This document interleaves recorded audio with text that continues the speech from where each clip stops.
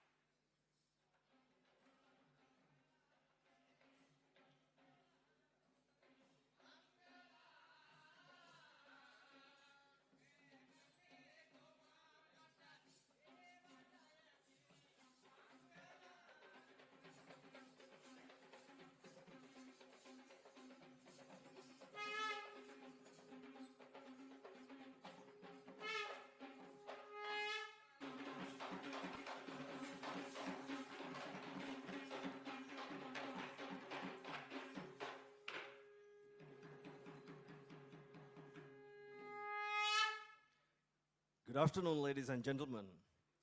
Enduring to the Sri Lankan tradition, let us invoke blessings to this event, the institution and the nation, symbolized by lighting the oil lamp.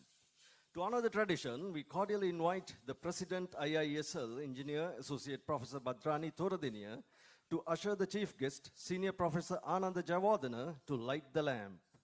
And we invite the following dignitaries to follow. The President-elect IIESL, Engineer Sampath Bandara, the immediate past President, IIESL, Engineer Pushpa Jinadasa, the Chairman Past Presidents Forum, IIESL, Engineer Chandrasiri Wanasinghe, the President, Institution of Diploma Engineers Bangladesh, Engineer A.K.M.A. Hamid, the President, All India Federation of Diploma Engineers, Engineer Shivanand Huga, the President, Diploma Engineers Association, Nepal, Engineer Kamaleshwar Prasad Singh, Dean OUSL, Dr. H.G.P.A. Ratnavira, President IESL, Senior Professor Ranjit Disanayaka, Chairman IIT Sri Lanka Network, Dr. Tharaka Mohotti, Chairman NITA, Mr. Ruchika Amrasekara, Director General SLIATE, Mr. Atauda Sinivaratna, Chairman IESL Central Province Branch, Engineer Sarath Walisundara, Chairman IISL UAE Branch, Engineer Priyanka Dimel, Director ITUM, Retired Major General S.K. Thirunavakarasu, represented by Dr. Ms. Semananda, the Managing Director, Oceanica Group of Companies, Engineer Mrs. Chitra Boteju, and the Secretary, IISL, Engineer Uday Hettige.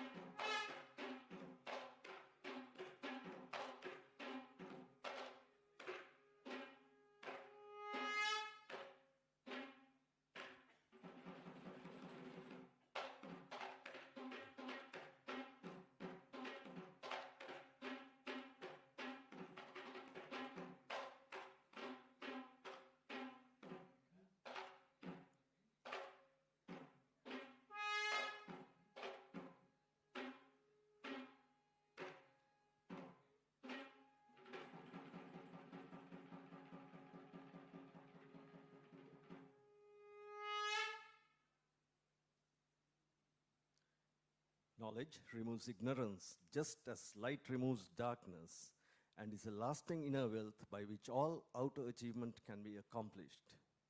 Ladies and gentlemen, let us now pose for the national anthem.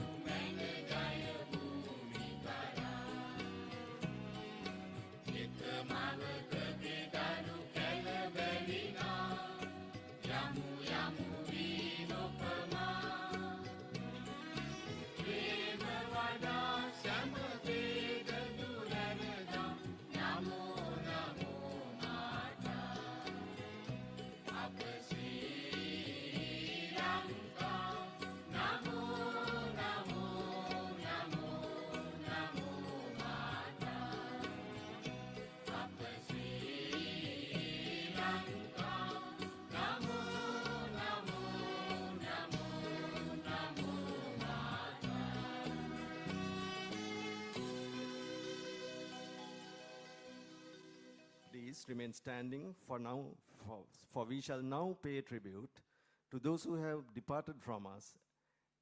At this solemn moment, let us observe 1 minute silence in memory of our Vice Patron, Professor Dayantes Wijesekara, two past presidents, Engineer A.M.S. Kulasekara and Engineer S.K.S.C. Muthukuda, who departed during the last session, the members of the institution, and in particular, the leaders of our motherland, the members of the armed forces, police, and civil society who have made the supreme sacrifice for our nation.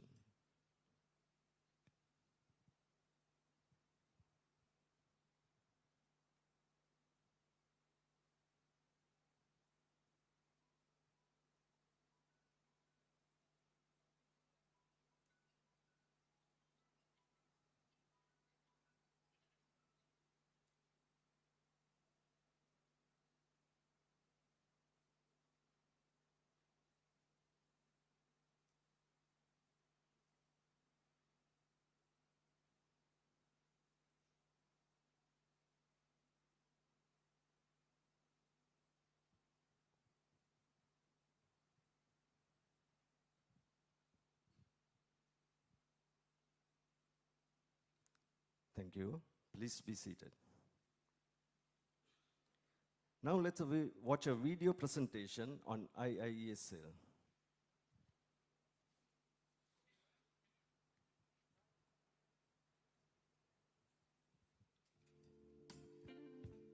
Incorporated engineers are the internationally recognized category of engineers in the field of engineering technology who effectively manage construction, operation, maintenance, and project management functions by implementing appropriate technology. Institution of Incorporated Engineers, Sri Lanka, IISL, was established in 1977 as All Ceylon Engineering Diplomates Association, which was the brainchild of a few engineering diplomates. This name was transformed to Institute of Engineering Diplomats, Sri Lanka, IIESL, and IIESL was incorporated by an Act of Parliament in the year 1992 and was open to all engineering diplomats of Sri Lanka. In the year 2000, keeping with the international standards of professional engineering societies of similar nature, IIESL was renamed with the present status Institution of Incorporated Engineers, Sri Lanka, and was incorporated by Act No. 11 of 2000 of Parliament. It has grown to have one branch in Sri Lanka and two overseas branches, namely IIESL Central Province Branch, IISL UAE Branch, and IIESL Qatar Branch. IIESL is the professional body of incorporated engineers with the mandate to develop professionalism among the members and thereby to uplift the professional status of its members. IIESL is one of the two professional bodies in engineering which represent an engineering council, Sri Lanka.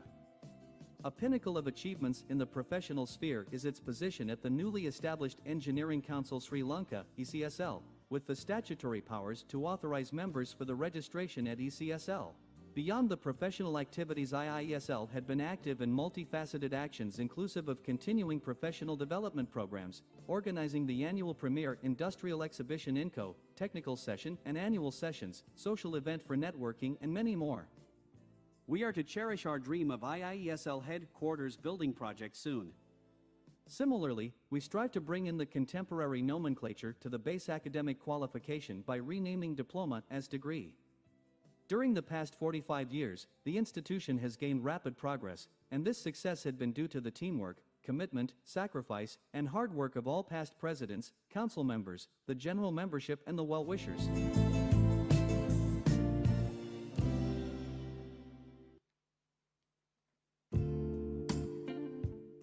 Incorporated engineers are the internationally recognized category of engineers in the field of engineering technology who effectively manage construction, operation, maintenance, and project management functions by implementing appropriate technology. Institution of Incorporated Engineers, Sri Lanka, IISL, was established in 1977 as All Ceylon Engineering Diplomates Association, which was the brainchild of a few engineering diplomates. This name was transformed to Institute of Engineering Diplomats.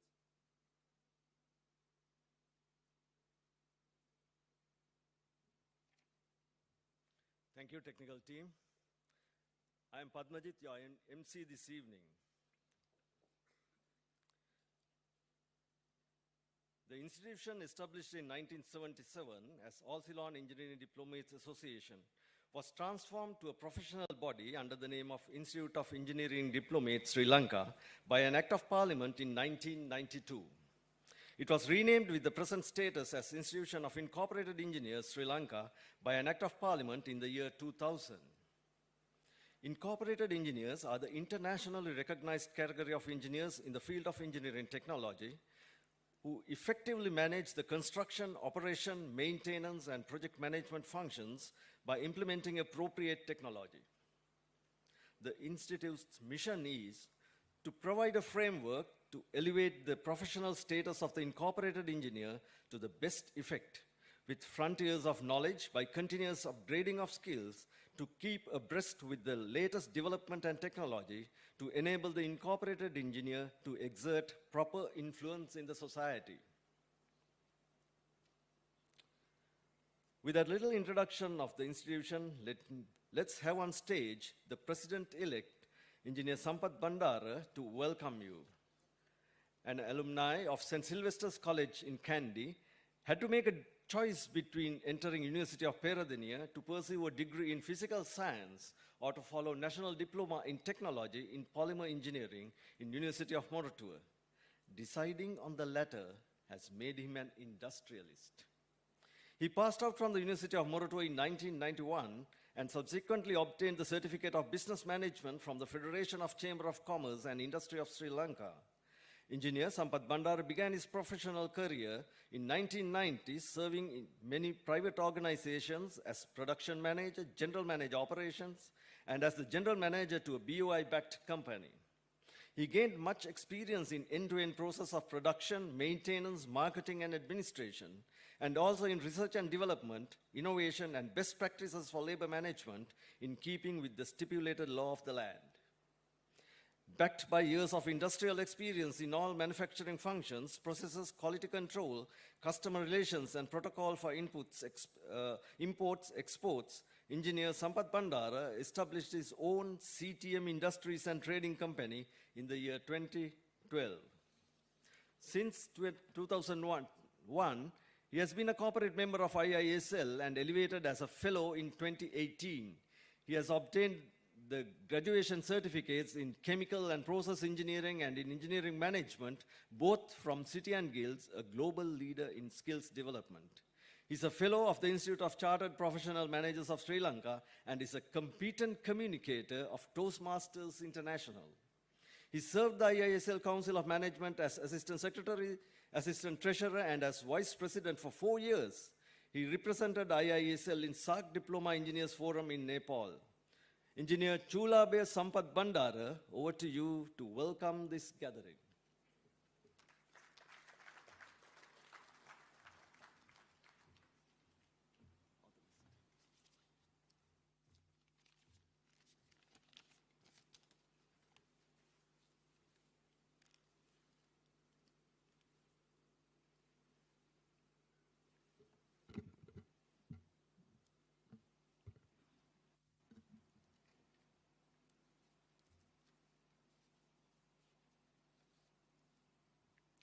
President of the IISL, Associate Professor Bhadrani Tordeniya.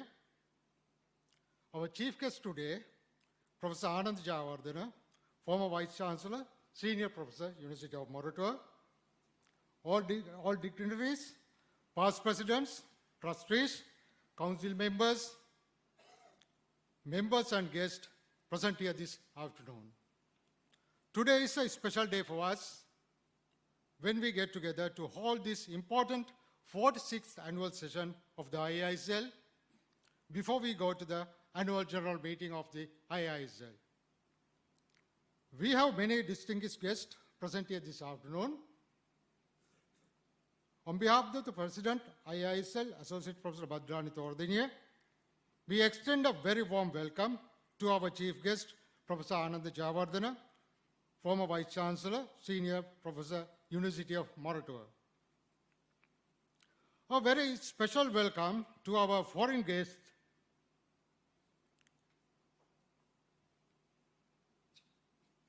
and representatives from Nepal, Bangladesh, and India. All three countries are working with us very closely.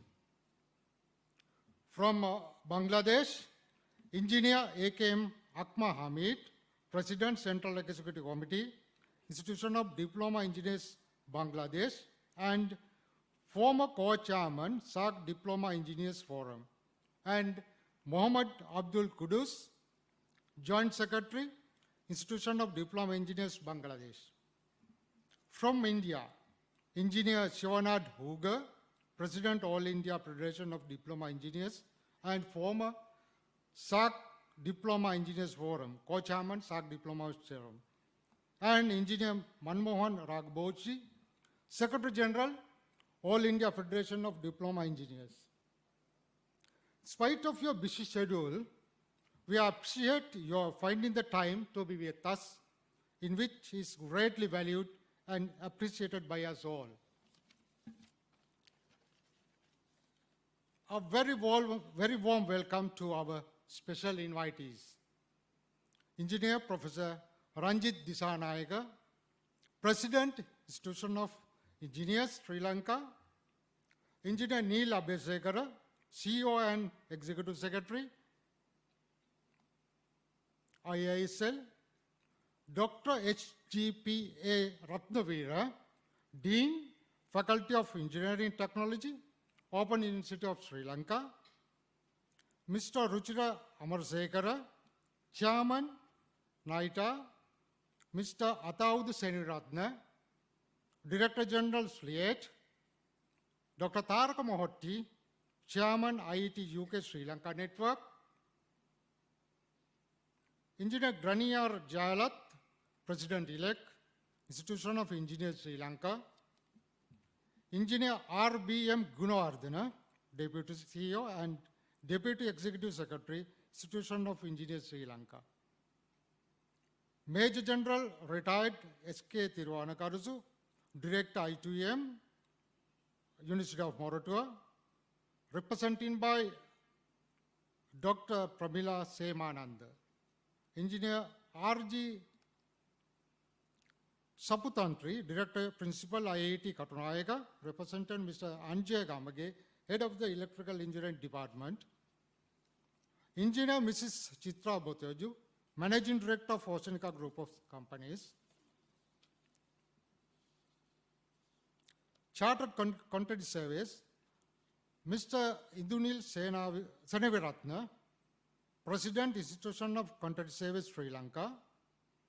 Mr. Dilshan Alsukunratna, Director, Institution of Chartered Professional Managers of Sri Lanka. Mr. Prabhat Ratnayaka, President, NDT Alumni Association. Engineer Sarat Valisundara, President, Central Province Branch of the IISL. Engineer Priyangadi Mel, President, UA Branch of the IISL. Mr. Asoka Jayaratna, President, All Hardian Association.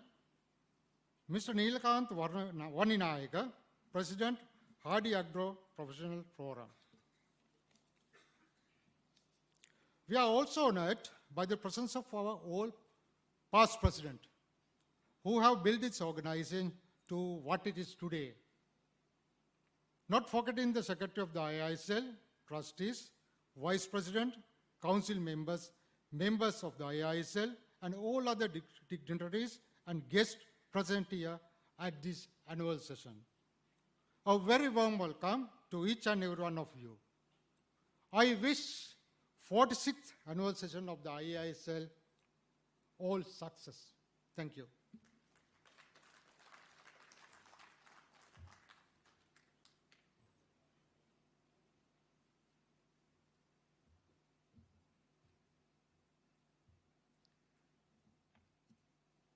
Engineer Sampath Bandar, appreciate the warm and cordial welcome extended. Thank you very much. The keynote address will be performed by the immediate past President, Engineer Pushpa Jinidasa. Engineer Mrs. Pushpa Jinidasa is a proud product of Visakha Vidyalaya and University of Moratuwa. She possessed the National Diploma in Technology in Electronics and Telecommunications Engineering in 1981 and joined Telecommunications Department in December 1981 as an inspector in telecommunication, where she was engaged in traffic engineering and switching planning. On possessing Part 1 and 2 examinations of the Institution of Engineers, Sri Lanka, in Electronics and Telecommunication Engineering in 1988, she joined Sri Lanka Railways as a signal and telecommunication engineer in 1989. Contributing to maintain the signaling and telecommunication systems of the northern and eastern lines of the railway network, installation of color, light signaling and optical fiber-based telecommunication system for 28 railway stations in the northern and Talaimana lines, steering a major project in introducing computer-based color light signaling for the coastal line from Kalutara south to Mathara, and rehabilitation and restoration project of the railway system affected by the tsunami are her key accomplishments. Recognizing as a potential leader, she was duly recognized, commended and appreciated by the General Manager Railways and promoted as the Deputy Chief Signal and Telecommunication Engineer in 2012 and as the Deputy Project Director for Safety, Quality Assurance and Procurement. She has been the Chief Consultant of Central Engineering Consultancy Bureau for Signaling and Telecommunication for the Mathara-Beliyatta Railway Line Extension Project. An enthusiastic diplomat, joined All Ceylon Engineering Diplomates Association in 1981 as an associate member and gradually elevated her membership status to the level of fellow. She was elected as a council member in 2007 and held different positions, including the posts of honorary secretary, vice president, and president-elect. She is the first lady president of the Institution of Incorporated Engineers Sri Lanka and currently the immediate past president.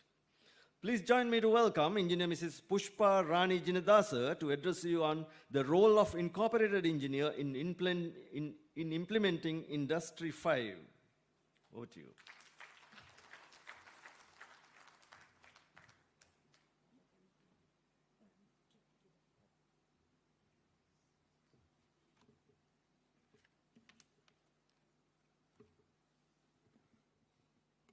Our chief guest today, Professor Ananda Jayawardena, President, Institution of Incorporated Engineers Sri Lanka, Associate Professor Badrani Thoradeniya, special guests from IDEB, Institute of Diploma Engineers Bangladesh, IFOD, All India Federation of Diploma Engineers, Dean, Diploma Engineers Association, Nepal, Vice Chancellor and Dean of Open University of Sri Lanka, directors and representatives of Institute of Technology, University of Moratuwa, Institute of Engineering Technology, Katunayaka, Advanced Technological Institute, Slate, members of the Council of Management, IIESL, past presidents, trustees of IIESL, members, distinguished guests, ladies and gentlemen, good afternoon to all of you.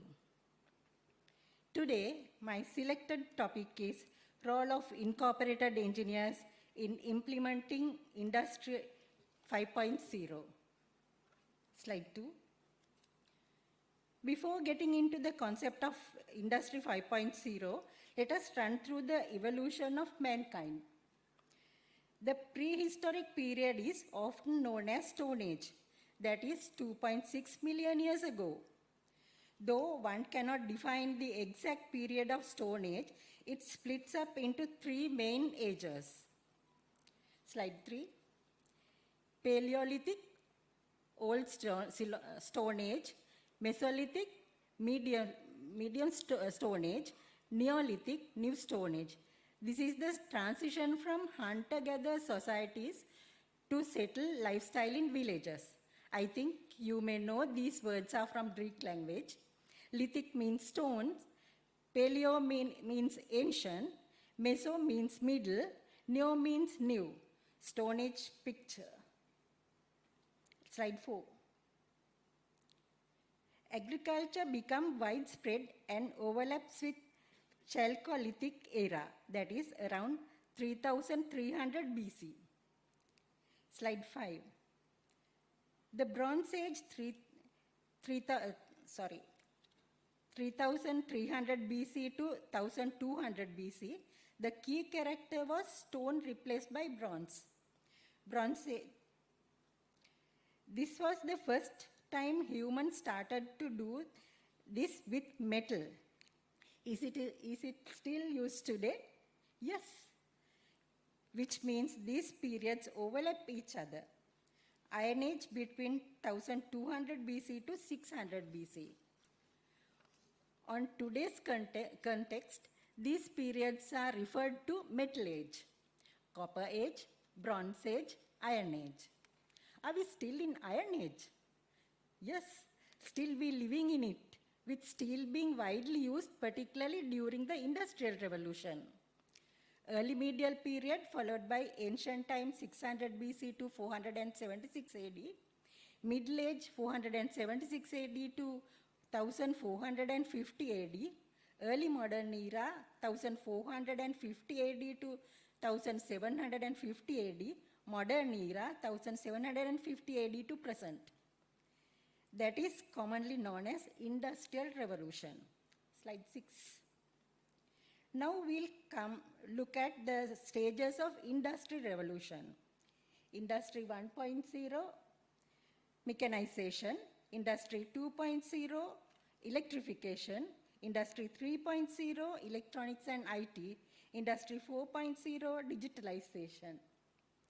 We'll consider one by one. Slide 7.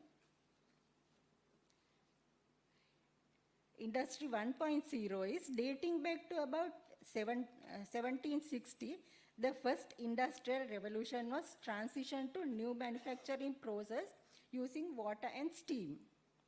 It is hugely beneficial in terms of manufacturing a large number of various goods and creating better standards of living for some.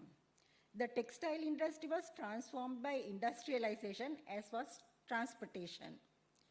Fuel sources like steam and coal made machine use more feasible, and the idea of manufacturing with machines quickly spread. Machines allowed faster and easier production, and they made all kinds of new innovations and technologies possible as well. Therefore, Industry 1.0 was commonly known as mechanization. Slide 8. The first industrial revolution represented the period between 1760 and around 1840. This is where the second industrial revolution picked up. Historians sometimes refer to this as the technological revolution, occurring mainly in Britain, Germany, and America. During this time, new technological systems were introduced, most notably superior electrical technology, which allowed for even greater production and more sophisticated machines. That's why Industry 2.0 is known as electrification. Slide 9. It began with the first computer era. These early computers were often very simple, incredibly large relative to the computing power they were able to provide. But they laid the groundwork for work today, and one is hard-pressed to imagine without computer technology. Around 1970, the third industrial revolution involved the use of electronics and IT for further automation in production. Manufacturing and automation advanced considerably thanks to internet access, connectivity, and renewable energy. Industry 3.0 introduced more automated systems onto the assembly line to perform human tasks, that is using programmable logic controllers. Although automated systems were in place, they still relied on human input and intervention. Slide 10. The fourth industrial revolution was the era of smart machines, storage systems, and production facilities that can autonomously exchange information, trigger action and control each other without human intervention. This exchange of information is made possible with the industrial Internet of Things as we know today. The key element in Industry 4.0 includes cyber physical systems, the Internet of Things, cloud computing, cognitive computing. Industry 4.0 starts to move towards Industry 5.0 when you begin to allow customers to customize what they want. Have we finished mechanization, electrification, electronics, and digitalization? No. Still, the role of engineers exists. With these different stages of era, human factor is become lower. And that is the importance of Industry 5.0. Slide 11.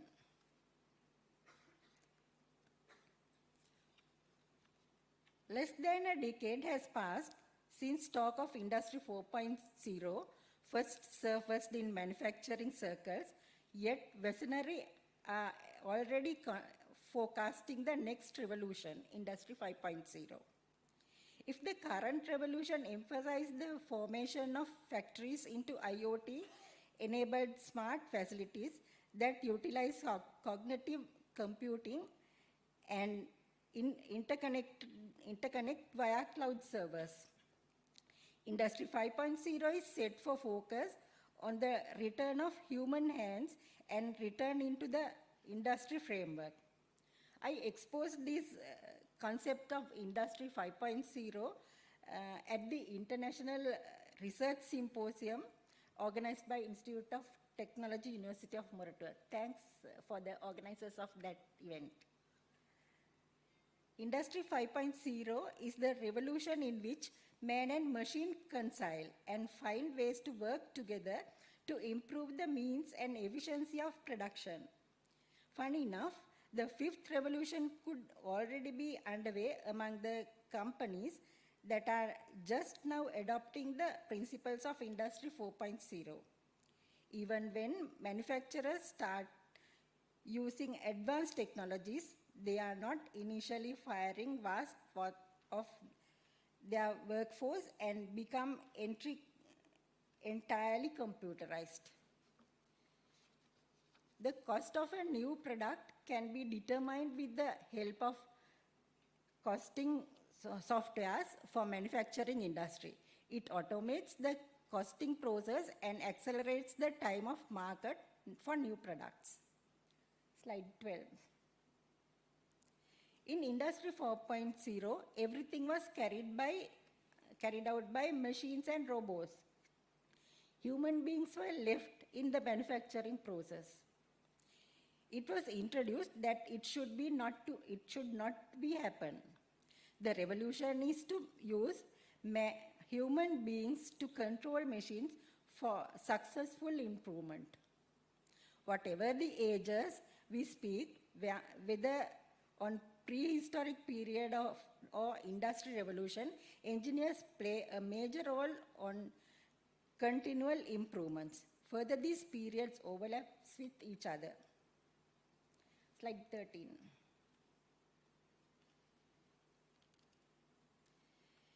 Now we will come to the role of incorporated engineer. Incorporated engineer takes accountability and responsibility for the planning, designing, analyzing, maintenance, administration of broadly defined engineering problems, systems and organizations within their competencies. Make professional judgment in the field of engineering related to broadly defined engineering problems as requested by other parties or courts of law, including disciplinary matters related to work in engineering or related services within their competencies. Slide 14. Maintain, manage, and apply current and developing technology. Manage projects, marketing of engineering products and services, finance and human resources. Manage trade-offs between technical and socio-economic factors within the field of engineering within their competencies. Approve, certify, applying engineering designs, drawings, estimates, and project proposals, recommendations, providing relevant certification, provide professional evidence for their suitability at any forum, including in courts of law within their competencies. Slide number 15. Responsibilities of an incorporated engineer.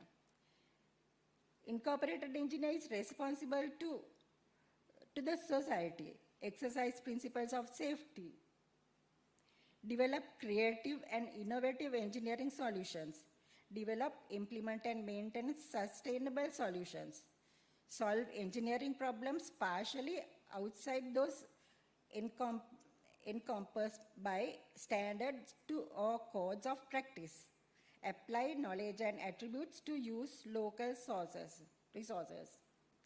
16. Manage several groups of stakeholders with widely varying and factors with differing and occasionally conflict needs. Resolve conflict, technical engineering and other issues. Use engineering principles and research-based technology. Facilitate in design, development, manufacture, construction, commissioning, operation or maintenance of products, equipment, process, systems or services. 17. Introduce newer and more efficient production techniques, marketing and construction concepts. Manage human, material, finance, resources and engineering services efficiently. Provide leadership and guidance to subordinates. Undertake continuing professional development activities sufficient to maintain and extend his or her competencies. This is very important. I think I must repeat it. Undertake continuing professional development activities sufficient to maintain and extend his or her competencies. 18. A professional incorporated engineer is not only competent in knowledge and engineering ability, but also develops professional attributes and mindset. 19. This is the reason to include following competencies also in recognizing as an incorporated engineer. Ability to communicate effectively with the engineering team and with the community at large. Ability to manage information and documentation. Capacity for creativity and innovation. Understanding of professional and ethical responsibilities and commitment to them. 20. Ability to function effectively as an individual and in multidisciplinary and multicultural systems with the capacity to be a leader or manager as well as effective team member. Capacity for lifelong learning and professional development, professional attitudes. 21. It is the responsibility of an incorporated engineer who is engaged with horizontal and vertical management structure and implementing Industry 5.0 to the society, in which humans will work together with robots to increase creativity and innovations. 22.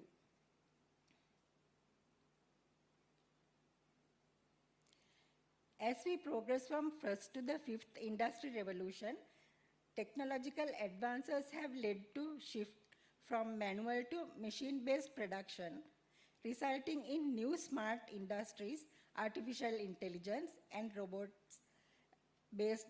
robotic-based technologies, and other innovations that have enabled mass production and increased labor productivity. Potential to move beyond the profit-centered productivity and to promote sustainable development goals such as human-centric socio-environmental sustainability and reliance, requirement of greater transparency with humanity and motivation. Industry 5.0 is seen as the next industrial revolution in stepping into correct this trend. Rather than removing human beings from the equation, it aims to further integrate workers into production process by leverage their unique skills and ability to solve problems creatively.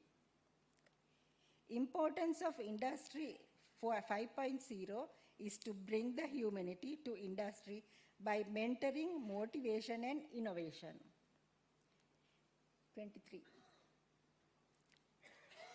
As incorporated engineers, let us focus on ourselves into sustainable development by ways of profit, planet, and people, 3 Ps. Slide 24. Thank you.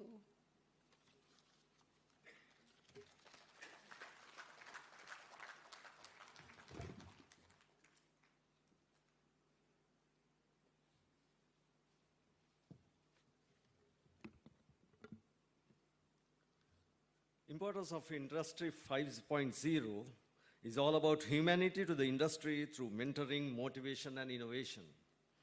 Engineer Pushpa Jinidasa, sharing your thoughts means the world. Let us now sit back, soften, and unwind by watching the performances of Ranga Kalayatane performing artists.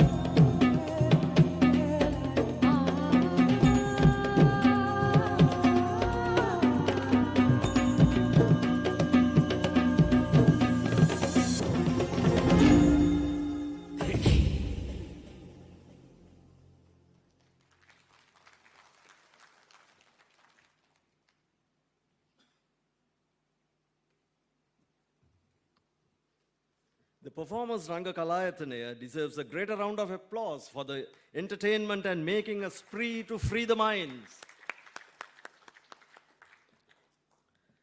Now it's time for this overseas delegates. It's time for our overseas guests to add compliments, and I invite the President, Institution of Diploma Engineers Bangladesh, Engineer A.K.M.A. Hamid, on stage.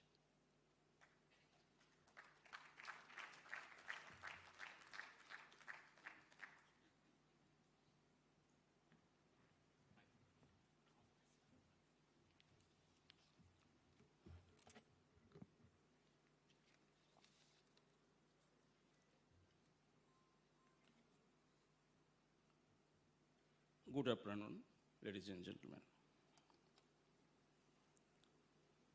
Honorable President, Professor Badrani,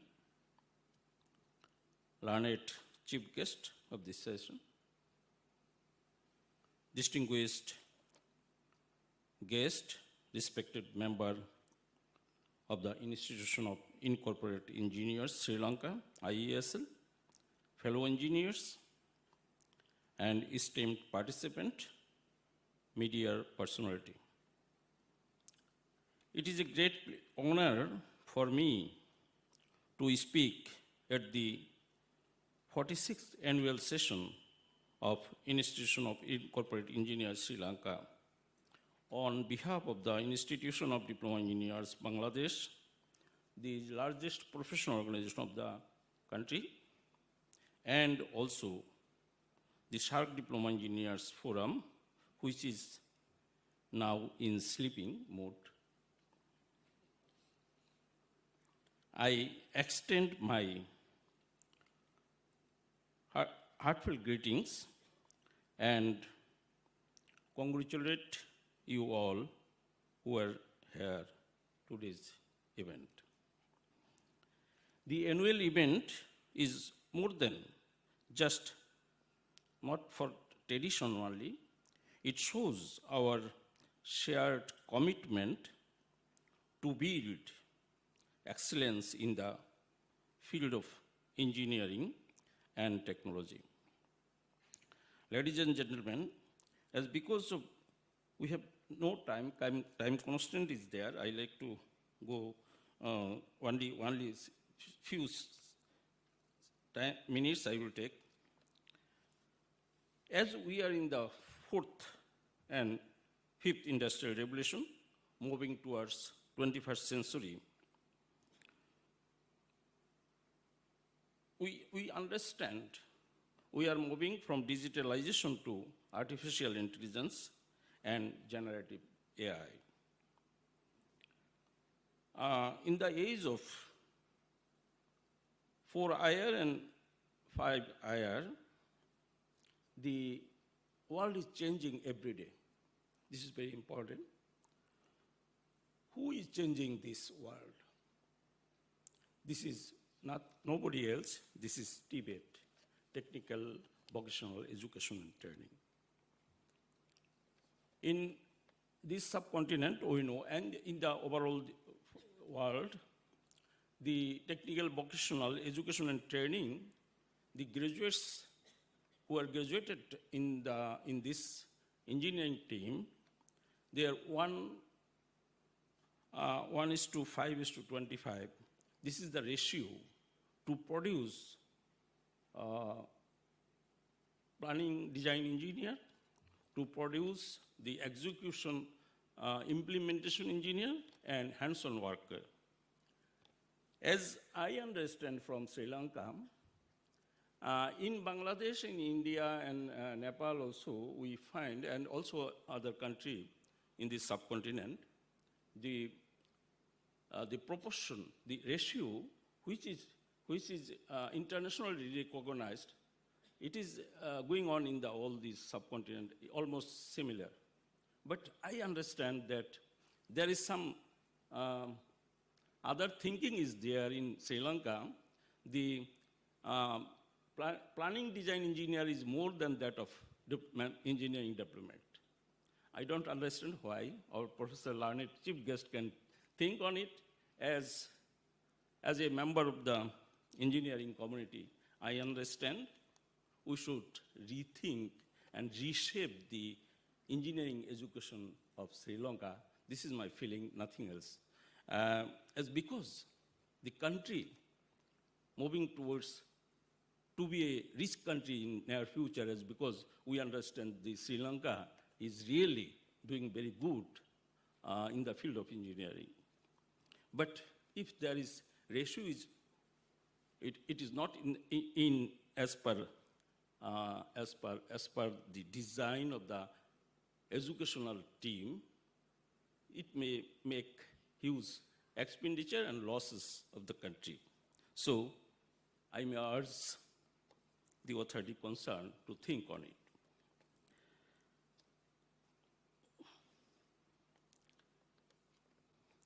As we understand one thing, we know only 7 days before, UNESCO UNOVOC and European Union declared that they are going to organize one skill summit in the Europe.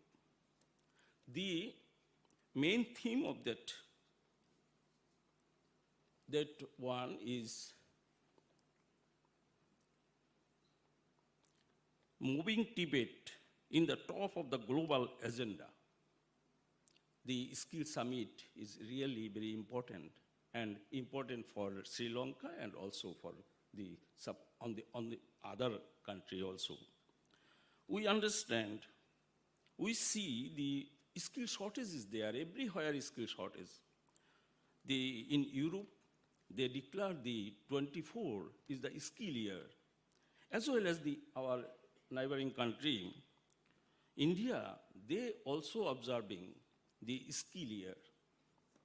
We can see the Canada, they organize the Polytechnic Federation, Polytechnic Graduates Federation, World Polytechnic Graduates Federation. What I like to say, the time is very important to think on it, to reshape our education, to serve our country, because we know this is important that without engineering community, the growth rate will be less. We can find from a study the country who employed mid-level, more technical manpower, their per capita income is more. As everyone know, from Malaysia to Europe and America and Germany, we find their per capita income is $30,000 to $48,000. In this subcontinent, we are moving from 3,000 to 5,000. The thing is that we have not given due attention to the mid-level technical manpower. Due attention is needed.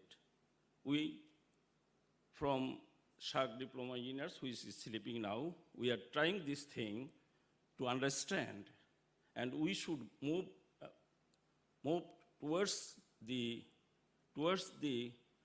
country who achieve more than that of us. So, from this convention, from this stage, I like to say, and the IDEB and our friend from Sri Lanka and India and Nepal and other countries, we should move towards the education, to reshape the engineering education to build better future. Thank you very much, ladies and gentlemen.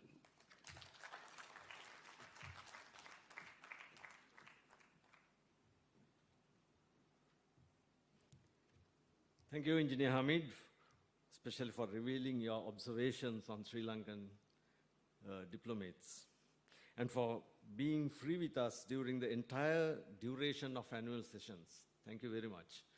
I believe you enjoyed your stay in Sri Lanka. Let us now have on stage the President All India Federation of Diploma Engineers, Engineer Shivanand Huger, to address you.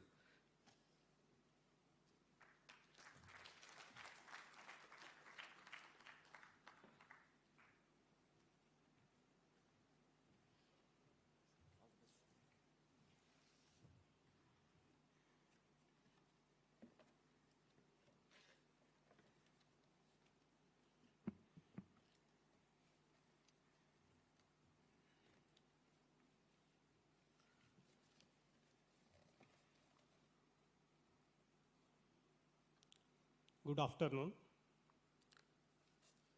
Honorable President, Institute of Incorporated Engineers, Sri Lanka,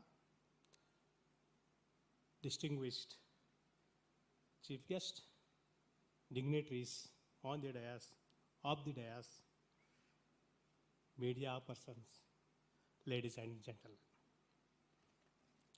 I am Mr. Shivanand Huga, President of All India Federation of Diploma Engineers. Extend my heartiest thanks and gratitude and proud feeling to you all for giving me the opportunity to address before the prestigious occasion of 46th annual session. True to saying, I am really happy and feeling very proud to being with you all. All India Federation of Diploma Engineers Association is the apex body of comprising of more than 4 lakh diploma engineers from various disciplines from central government, state government, and its undertaking departments. Apart from 7 lakh diploma engineers retired from the government service also. FODA is having 33 constituent units across the India. FODA is one of the oldest government employees organization in India, established in 1968 at Bangalore. Presently, now head office is in Delhi. The main object of our federation is to brotherhood among the members and in the working unison for the development of the country. The main aim of the federation has always been unity, integrity among the members and rendering best service with great value and love towards the nation. FODA, despite teamwork, being together and achieve together by promoting best environmental among the engineers for the cause of the nation. Now we are already stayed 4 days, almost 4 days. The accommodation, food, transport provided very excellently. The sightseeing is also arranged at Galla Fort was also remarkable. We enjoyed a lot and at Sea Beach having bath with the great love and explored mind-blowing wave of Indian Ocean. Our beloved engineer friend, Mr. Sujuvan, had done a lot of for us. He was constantly with us during whole our this 4 days journey. The program organized by the institution, especially technical seminar, was worth learning and listening. The presentation and the deliberation was very excellent. All paper presenters raised the current issues and gave their expertise and valuable solutions for solving the issues by the engineers. I personally appreciate their performance. The culture program performed by the artist was also very excellent. We enjoyed all your events in the meaningful way. You all have exercised best efforts to create new in the terms of joining hands with the BIMSTEC. India is happy for this initiation taken by your institution. Thank you for everything that you have exercised for increasing the brotherhood among us, the diploma engineers of this subcontinent. Thank you very much. Thank you very much.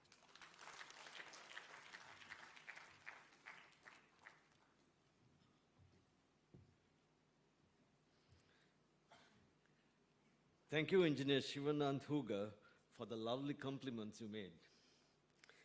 And they were staying with us from day one of these annual technical sessions right throughout, and I believe, as he very correctly said, he would have certainly enjoyed the stay in Sri Lanka.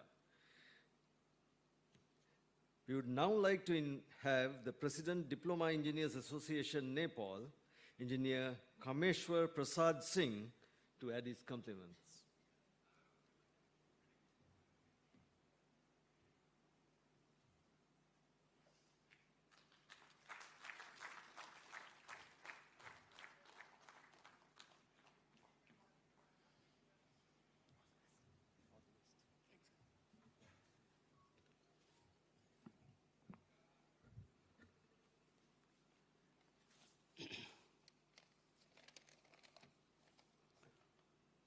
Honorable President of the Institute of Incorporated Engineers, Sri Lanka, Professor Badrani, Chief Guest of the session,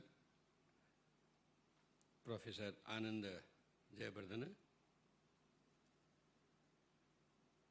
distinguished guests, foreign delegates, ladies and gentlemen.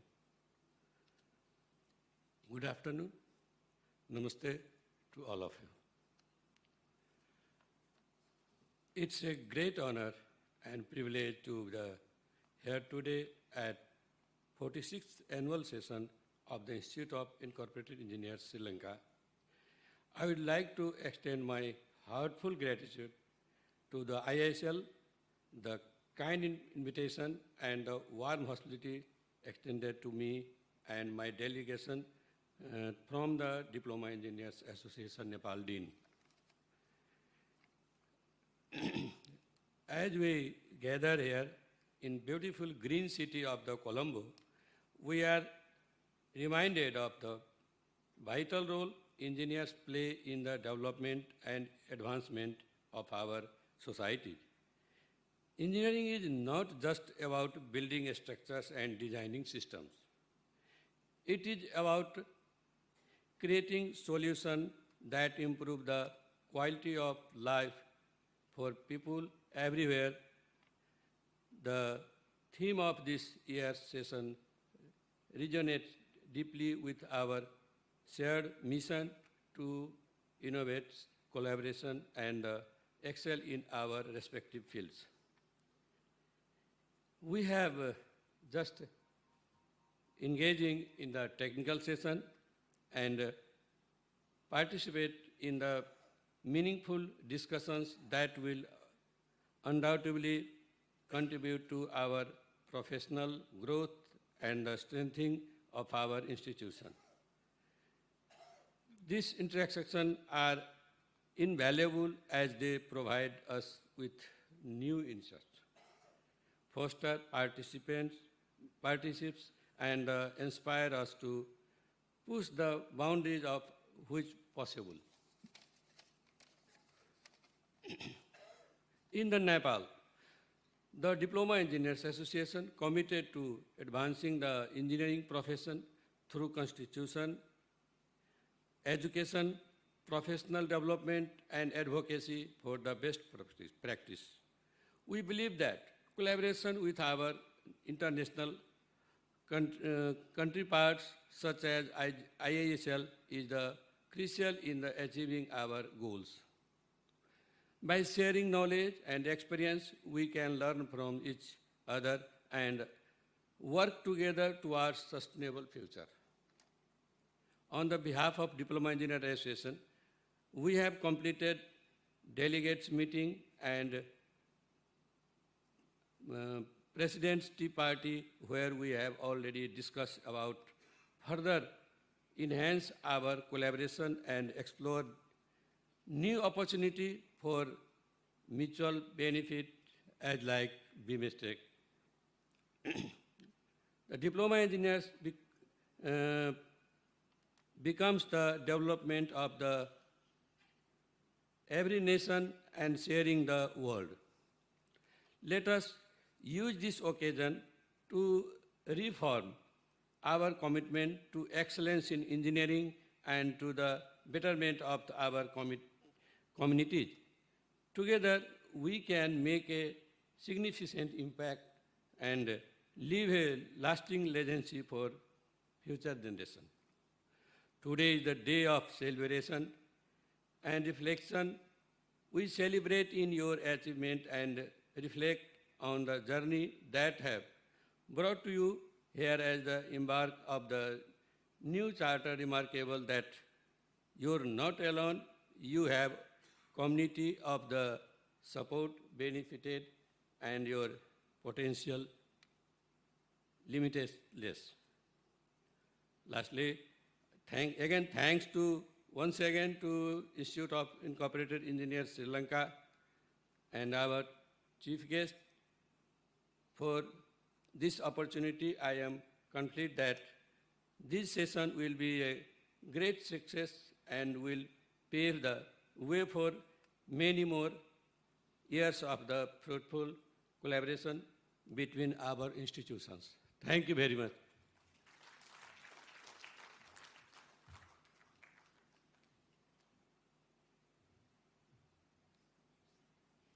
Thank you, Engineer KP Singh, for those lovely comments. And I must say that they have fallen in love with Sri Lanka. And we would like to have you here back in Sri Lanka again, not as an official delegation, but with your families as well. Thank you very much for those lovely comments you made about Sri Lanka and your stay in Sri Lanka. And you mentioned that you loved and enjoyed every moment of it. Thank you very much. We are elated about it. Now it's time to award the certificates to the members who have been elevated as fellows of the Institution of Incorporated Engineers Sri Lanka. I would like to call upon the presentation team, the president and advisor to the membership standing committee to accompany the chief guest on stage for the awards.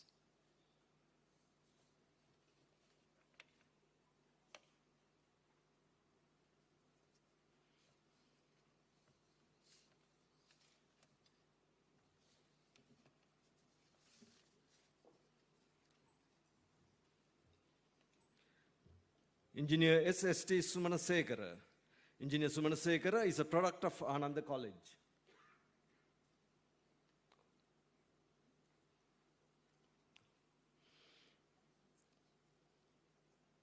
He entered the University of Moratuwa in 1978 and obtained the National Diploma in Technology in Civil Engineering in 1981.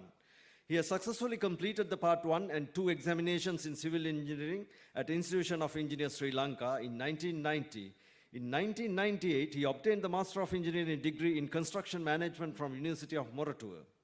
Mr. Sumanasekara joined the Institute for Construction Training and Development, ICTAD, and now called the SIDA, in 1989 as a project officer and later promoted to an assistant director. In 1990, he developed and implemented the ICTAD Construction Excellence Award Scheme.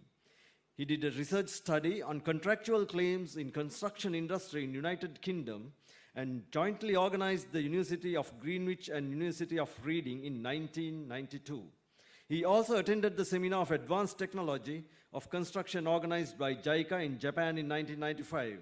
In April 1998, he joined the Housing Development Finance Corporation, HDFC, as the Manager Technical Services. In December 1999, Engineer Sumanasekara switched on to the procurement specialty and worked as a procurement specialist in a number of World Bank financed projects until August 2021. He has attended many training programs related to procurement procedures in Hyderabad, in Washington, D.C., USA, and in Turin, Italy.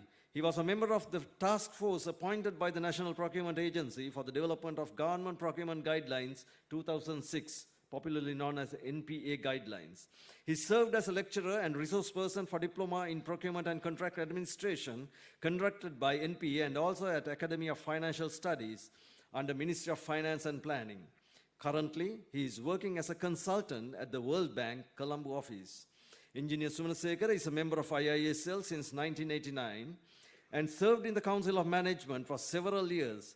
He is an associate member of Institution of Engineers Sri Lanka and a fellow of the Institute of Project Managers Sri Lanka.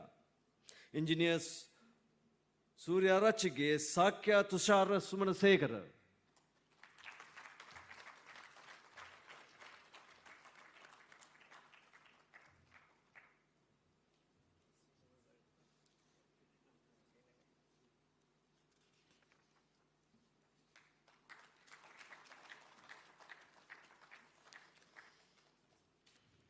Engineer T.A.S. Premalal. Engineer T.A.S. Premalal had his education from Royal College, Colombo.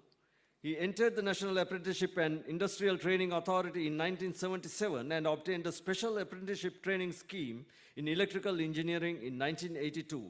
Engineer Premalal is an esteemed entrepreneur and electrical engineer with over 40 years of experience in the field of electrical engineering and switchboard manufacturing. He apprenticed at Browns and Company Limited for 5 years completed City and Guilds engineering practices and an electrical engineering course at BTTI Ratmalana. He started his career at Pubudu Engineering Private Limited in 1992 as a technical officer and elevated there to the topmost rank.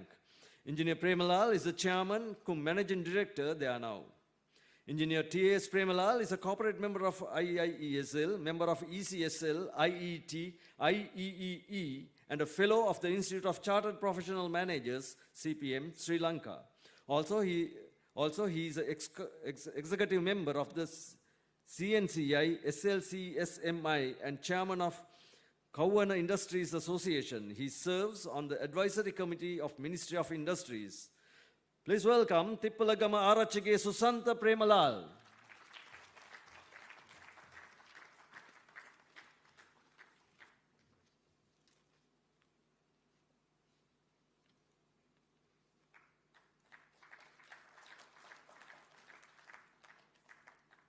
Engineer W.P.T. Dimel.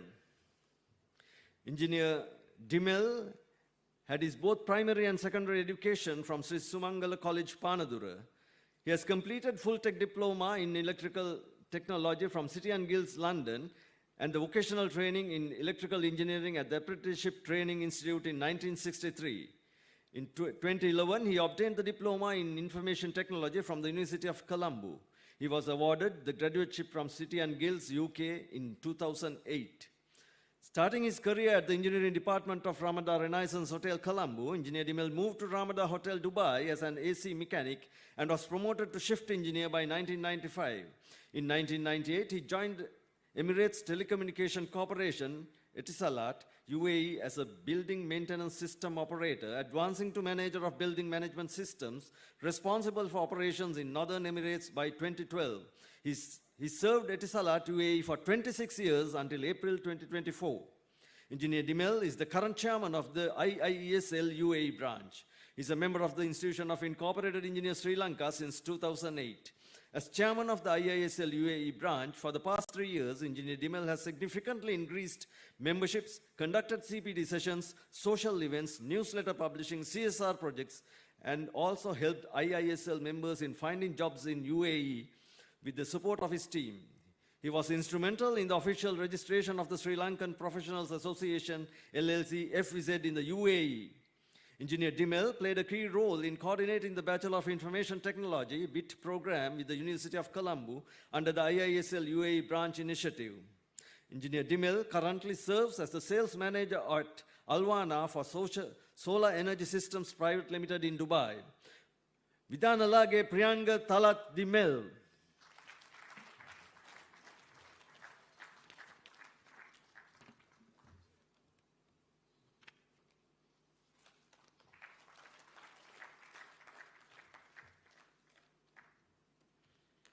Engineer Deepa Samaravira is a product of Dharmapala Vidyalaya Pannipitiya. She has entered the University of Moratuwa in 1978 and obtained the National Diploma in Technology in Civil Engineering in 1981. She was later selected for the BSc in Physical Science at the University of Peradeniya, but chose to continue with the NTT program instead. Deepa Samaravira began her career in December 1981 at the State Engineering Corporation as a construction superintendent and worked until December 1985. In May 1986, she joined the SIDA as a project officer and was later promoted to Assistant Director, Advisory Services. She served at SIDA for about 28 years and until August 2016, contributing significantly to both SIDA and the construction industry in Sri Lanka. After leaving SIDA, Deepa Samaravira joined a foreign-funded project under the Ministry of Megapolis as the Assistant Project Director Procurement. She was later promoted to the Deputy Project Director Contract Administration and worked until December 2021. Her expertise in the SIDA practice fluctuation formula is commendable. She is very thorough on handling the procurement of contracts for works, goods, services, and consultancy services, managing contract administration for consultants and contractors, handling adjudication matters, arbitration cases, and lawsuits. Still, she is serving in the Committee of Revision of SIDA SBD documents, SIDA indices, and revised standard method of measurement of Sri Lanka Standard Institute. Ms. Deepa Samaravira is a member of IIESL, Chartered Quantity Surveyor, registered in the Institute of Quantity Survey, Sri Lanka, and a Green Associate Professional, Green Building Council of Sri Lanka. Please welcome Deepa Damayanti Samaravira.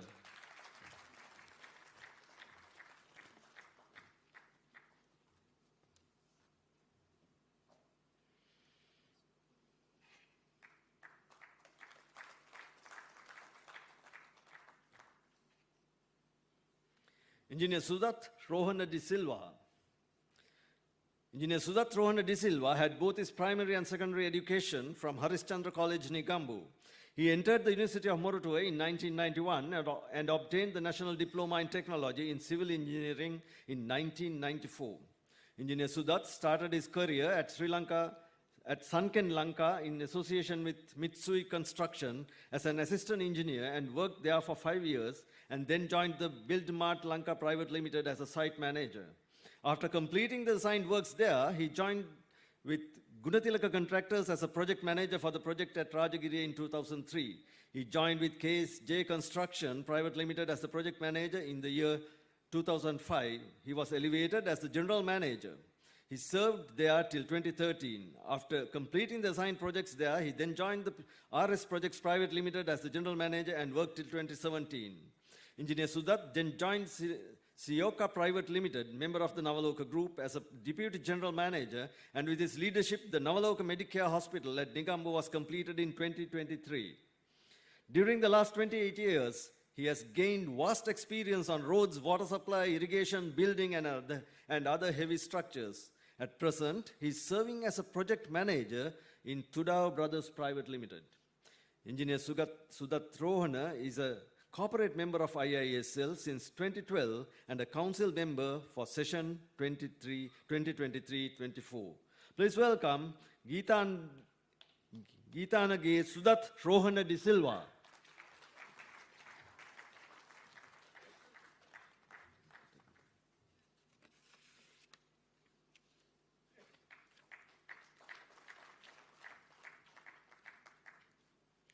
Engineer Premal Kumar. He had his primary education from Sir John Kotalavala Vidyalaya Piliyandala and secondary education from Prince of Wales College, Moratuwa. He entered the Sri Lanka Advanced Technological Institute, Matakulia in 2003 and obtained the Higher National Diploma in Engineering HND in 2007. Mr. Premal is a seasoned mechanical engineer with over 17 years of experience in HVAC systems and energy management. He holds a Bachelor of Engineering degree from the University of Bolton in 2018 and MBA from the University of Wolverhampton in 2021. He is currently pursuing a Master of Energy Management from the Open University of Sri Lanka.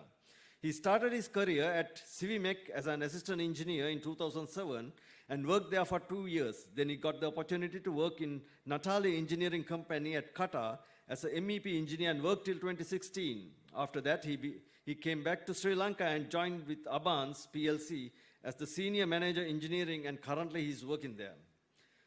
Engineer Premal Kumara is a corporate member of the IIESL, a member of the Institute of Chartered Professional Managers, CPM Sri Lanka, and a trained LG VRF service engineer. He also serves as a visiting lecturer at the Ceylon German Technical Training Institute.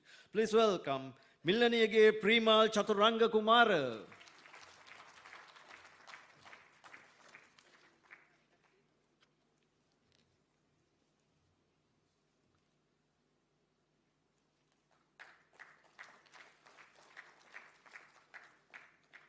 Engineer Anuruddha Bandara.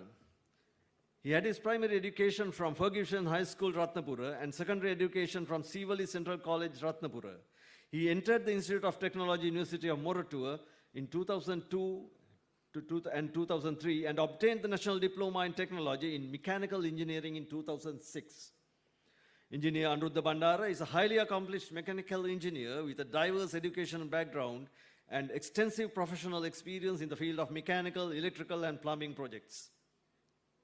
He has followed the postgraduate DMM and MMM Manufacturing Management from University of Colombo in 2012, the postgraduate diploma in Business Management from Wimber University in 2015, and the MSc in Supply and Chain Management from Asia E University, Malaysia in 2018. Also, he has obtained the City and Guilds graduateship in UK, currently pursuing the Masters of Energy Management at Open University of Sri Lanka. Anuruddha Bandara started his career as an engineer at Ceylon Tobacco Company in 2006 and has held the position of Senior Manager and Head of Engineering Projects at Abans PLC and Senior Project Manager position at Haley's Fentons Limited. He is currently Head of Engineering at Telesonic Lanka Private Limited. His key experiences are MEP designs, installations, service and maintenance, project management, energy management, and auditing across various high-profile projects. His expertise spans to manufacturing TPM, TQM, ISO, EHS standards, and Lean Six Sigma. Engineer Anuruddha is a corporate member of IIESL and a member of the Institute of Chartered Professional Managers, CPM Sri Lanka. Also, he is a council member of the IISL and the Vice President of Wyoming Engineering Diplomates Association, VEDA. Kahengoda Mudianselage Innova Priyadarshi Anuruddha Bandara.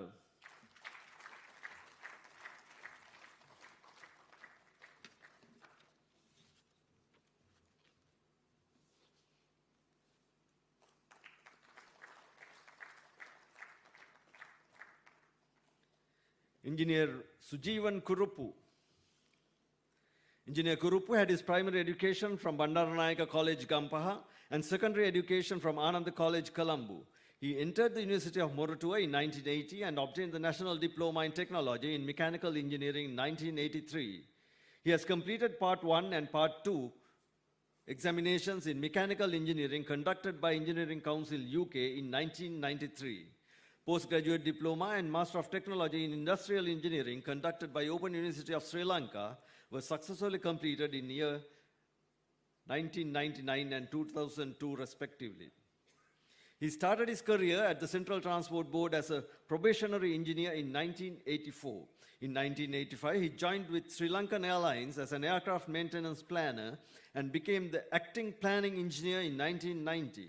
During the period in Sri Lankan Airlines, he was elevated to assistant manager, aircraft component and repairs manager, and then the aircraft component overall and development manager.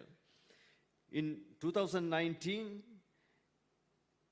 he was given the responsibility of engineering, procurement, and logistic manager position, in which he held the same position until his retirement in August 2021.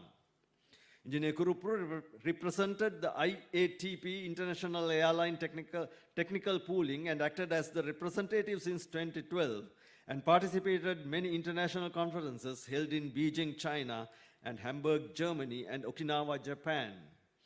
He's a good badminton player and has attended many overseas badminton tournaments held in Mauritius, Malaysia, Singapore, United Kingdom, Netherlands, USA, Canada, and New Zealand. He played rugby when he was in the University of Moratuwa.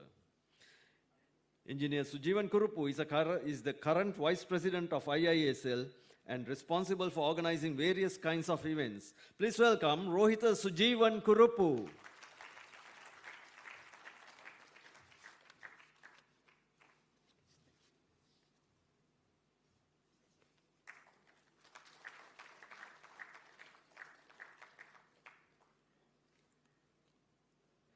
Engineer GDSP Ranjan.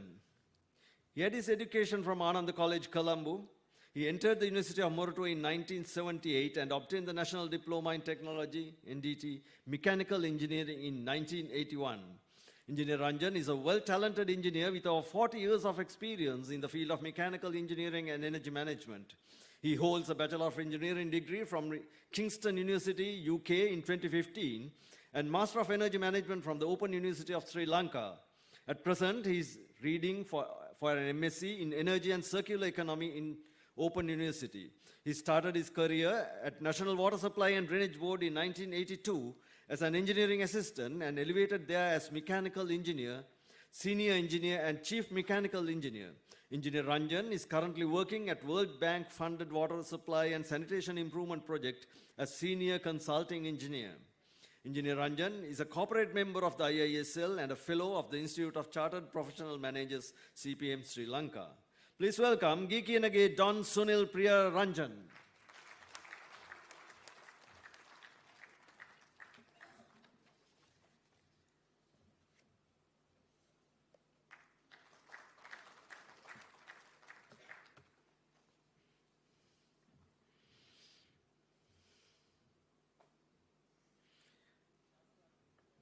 Presentation team, please stay on stage for a special recognition of the Vidyajyoti Professor D.S. Vijayasekara Memorial Awards for the best article published in the journal Incorporated Engineer, Volume 21, Issue 2. This is a continuation of the practice commenced in session 2022-23.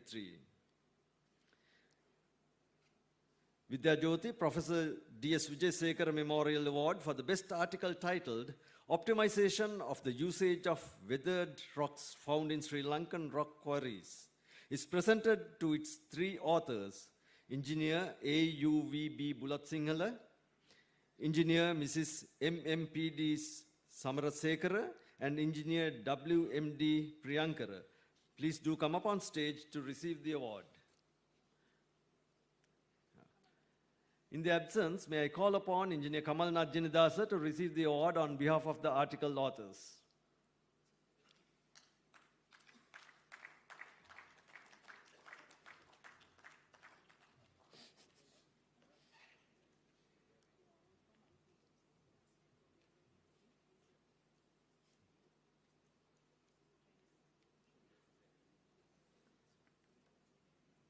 Thank you, Professor. Thank you, presentation team. Let us once again sit back and watch a video clip of IIESL.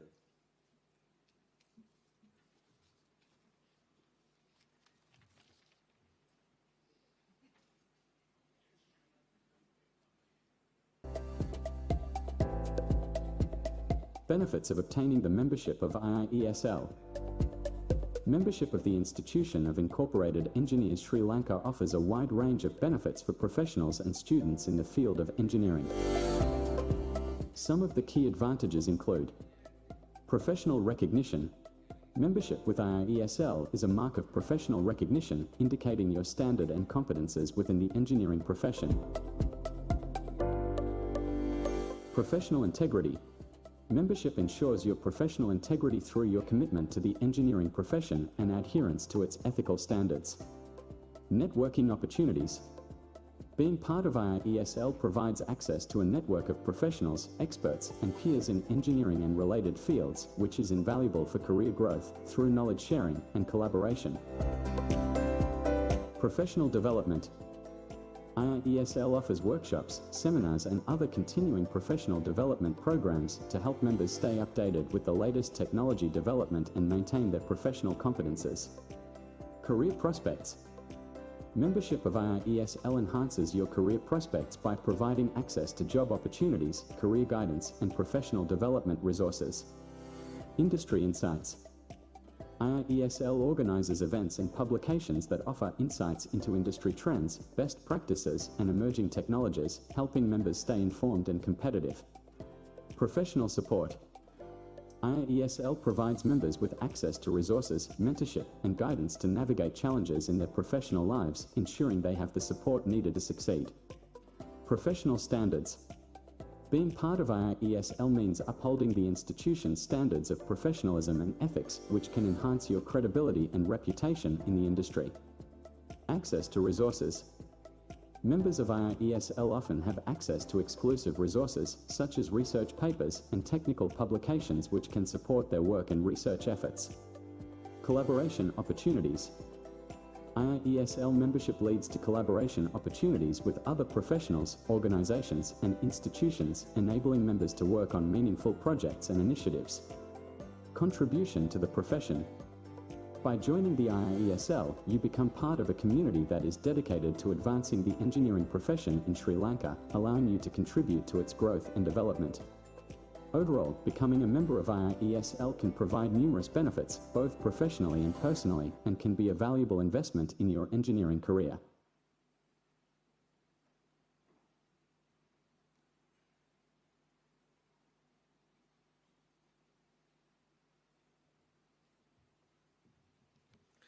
Thank you, technical team. Now it's time for the president of the institution to address you. Engineer Associate Professor Bhadrani Thoradeniya is a fellow member of the Institution of Incorporated Engineers and the Institute of Chartered Professional Managers. Having nominated by the IIESL, currently she is functioning as a member of the Engineering Council of Sri Lanka and the Board of Management of the Construction Industry Development Authority. In 1981, she obtained National Diploma in Technology in Civil Engineering. Her academic achievements include an MSc with distinction from the IIHE, the Netherlands, an MPhil from the Open University of Sri Lanka, and a PhD in Civil Engineering from University of Moratuwa. She began her career at the State Engineering Corporation as a civil superintendent. Thereafter, she joined the University of Moratuwa and is currently serving her 40th year at the Institute of Technology, University of Moratuwa. She is also a researcher, and her research work is published in 5 book chapters and in over 40 national and international conference and journal articles. I kindly invite Engineer Associate Professor Bhadrani Thoradeniya for the presidential address.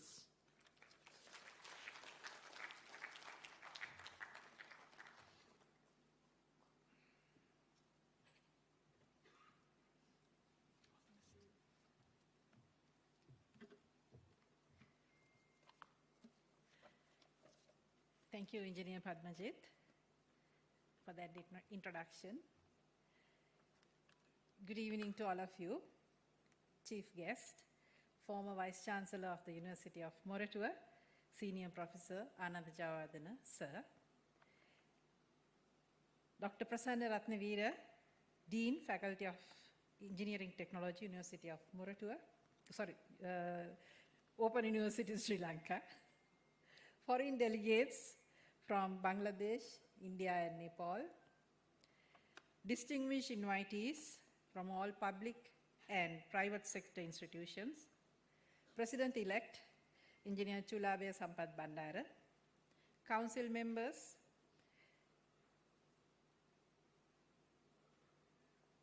I'm sorry, I think I did not address the President IESL, I'm sorry, sir. So council members, past presidents, trustees, members and well-wishers of the institution.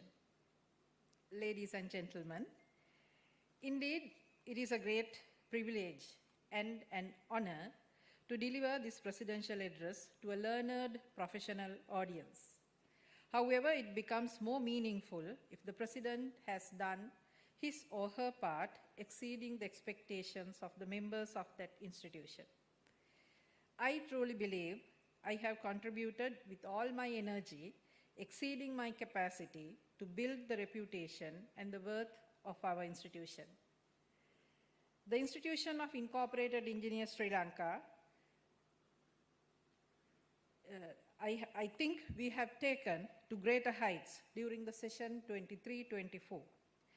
While accepting and apologizing for any inevitable shortcomings that would have occurred due to various reasons. First and foremost, it is my bounded duty as the President to extend a warm welcome and at the same time to pay my gratitude to all of you for taking time from your busy schedules to be with us during the annual sessions of IIESL. Indeed, your presence is a great encouragement for us to work harder to elevate the institution while promoting professionalism among our members and thereby to enhance our contributions to the nation-building efforts.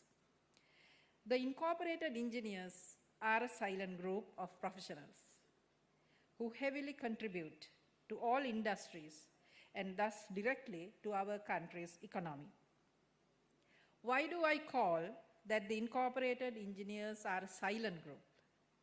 Because there is a silence that stems mainly from the fact that these professionals are scattered generally in small numbers in all industries and institutions, mainly in the private sector, followed by the semi-government institutions. Compared to the past, the numbers of our members serving in government and semi-government institutions have become much less, as the majority leave for greener pastures, either for more lucrative foreign employment positions or for migration, especially in the recent times. The situation is aggravated as the annual intakes are almost stagnant for the educational programs, that is the traditional diploma programs such as NDT, HNDE, and NDES, which create our members, engineering diplomates and incorporated engineers. I would have to now repeat what our friend engineer Hamid said. Instead of the generally accepted, in here we say the ratio is 1:4, chartered engineer to incorporated engineer. So we roughly produce 1:0.85. What is the impact? The cadre positions and the work of incorporated engineers are slowly encroached mainly by the higher qualified professionals and to a certain degree by the lesser qualified professionals.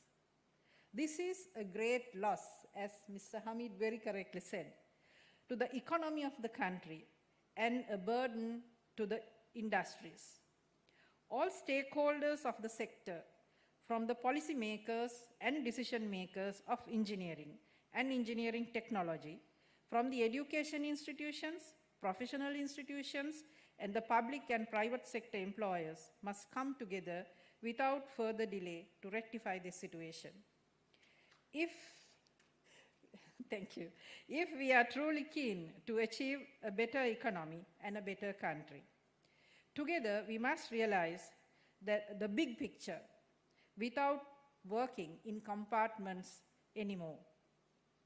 Another aspect of this situation is the severe difficulties faced by our members within their employment due to the grossly inadequate recognition given to them within the schemes of recruitment, especially in the semi-government organizations. We are over 30 years behind in global developments, especially on updating the education qualifications of incorporated engineers. Hence, the main target of the Council of Management during the past session was the conversion of the nomenclature of qualifications. This is crucial as it would lead to proper recognition for education programs accepted by the institution while addressing various employment-related professional issues of the membership. I'm very pleased to have our chief guest, Professor Ananda Jayawardena, who is not a stranger to many of us. I have known you, sir, almost 40 years as a colleague at the University of Moratuwa, as both of us joined the Department of Civil Engineering around the same time. I'm equally very pleased to have the President of the Institution of Engineers, Sri Lanka, Professor Ranjit Disanayake. In a contrast, it's a big contrast, you have won our hearts within a comparatively very short period of time, around 6 months, after assuming the prestigious post. Both of you are important, very important stakeholders of the situation described by the positions you hold. This is not a submission of grievance of mine or the members of my institution that I make in front of you. This is much bigger than IESL or IIESL, or for that matter, even the UGC. This is a grievance of the workforce in the engineering field of this country. This is the opportunity for us to collectively contribute our best to the system change that the entire country is looking forward, without being partial and without being egoistic. What is it? We need to see the big picture, or the so-called helicopter view of the entire sector.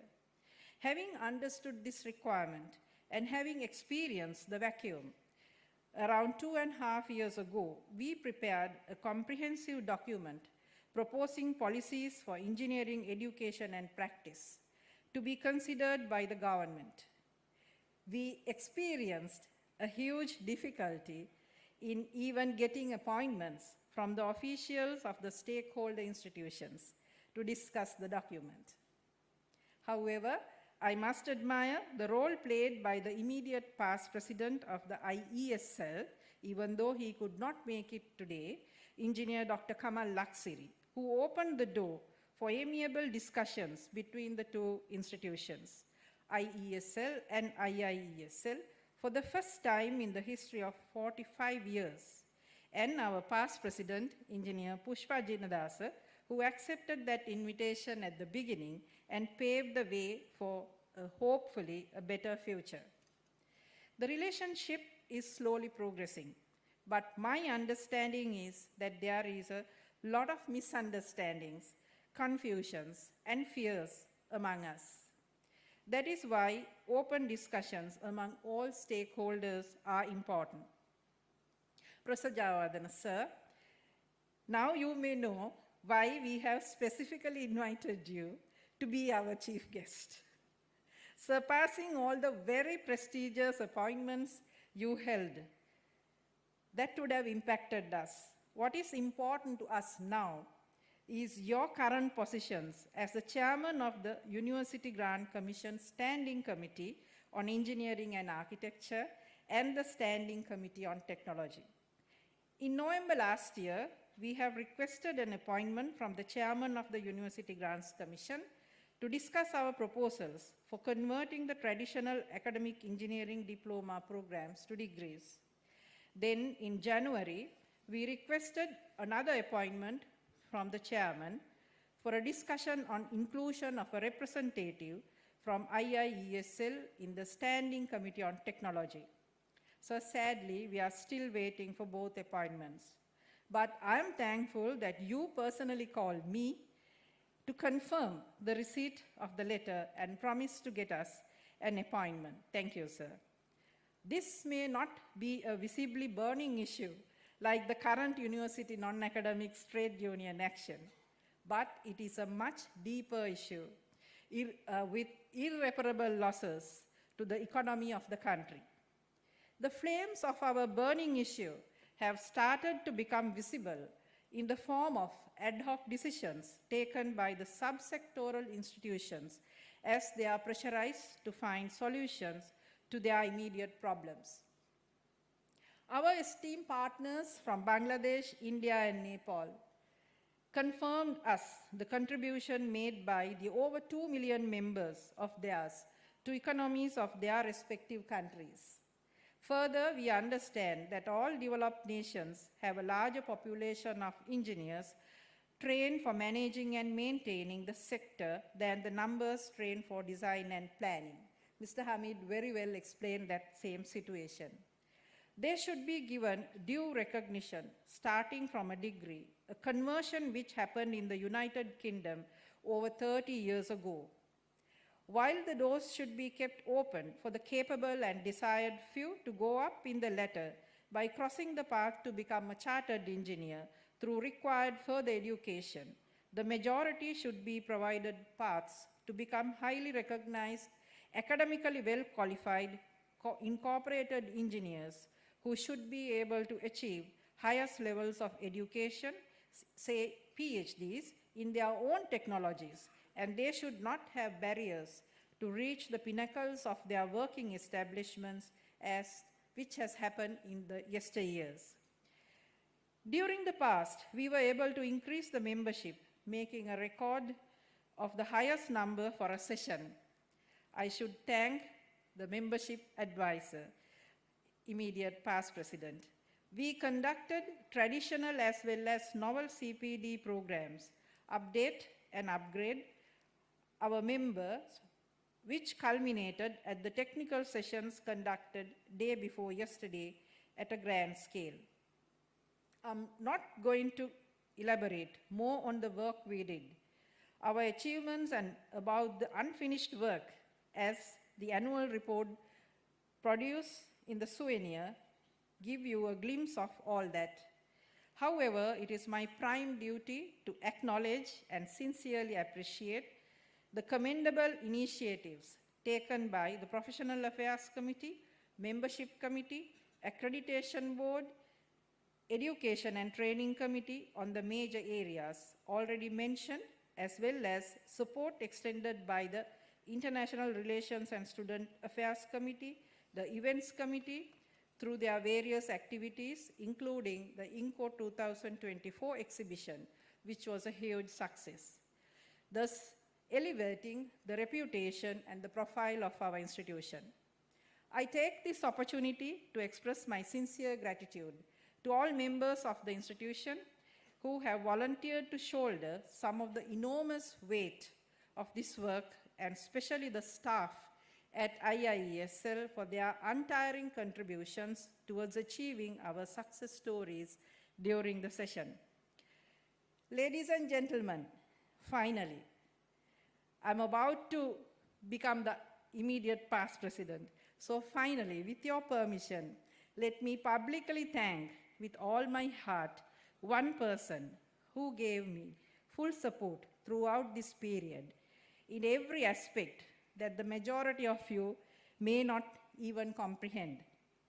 When I was reduced to 1/3 of my capacity at the beginning of this session due to a system fail in engineering jargon, he was there to give me,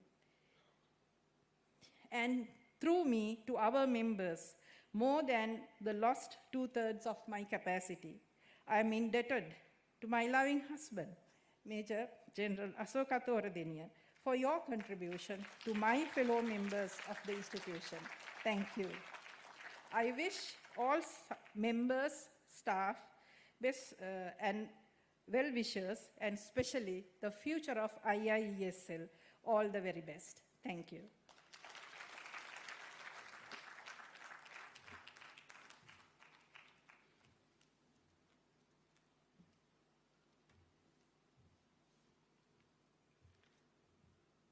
Thank you, Engineer Badrani.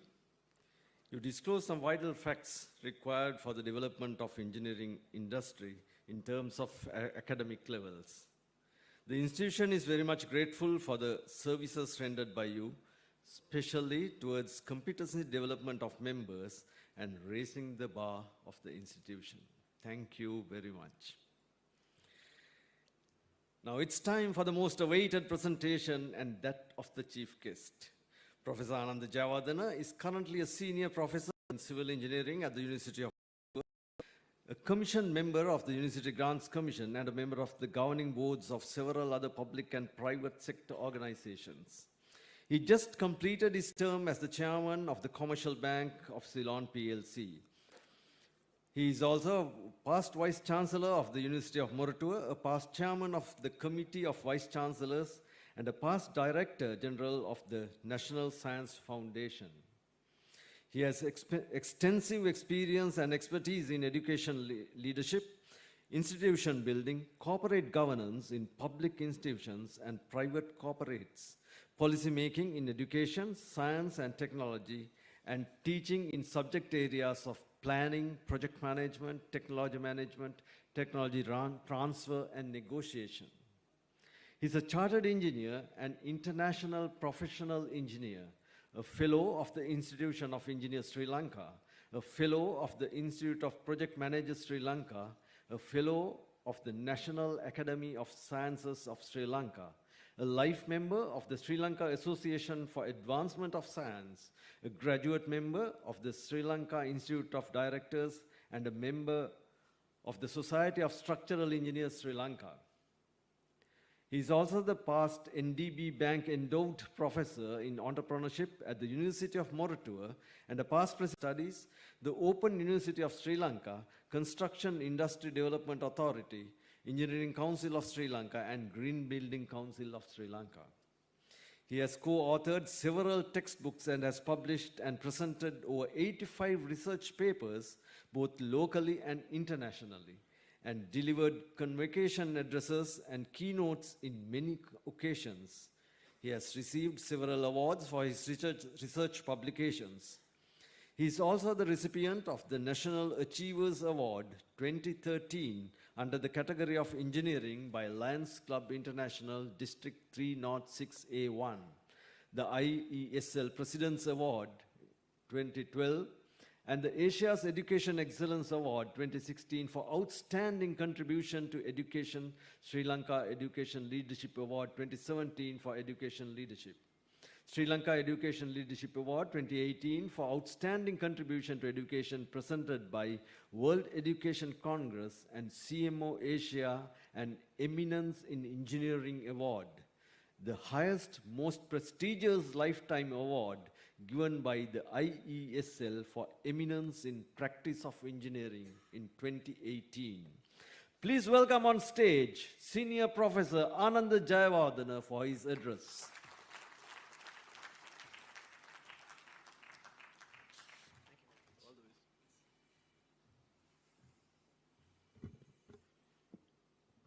Thank you very much for that very kind introduction.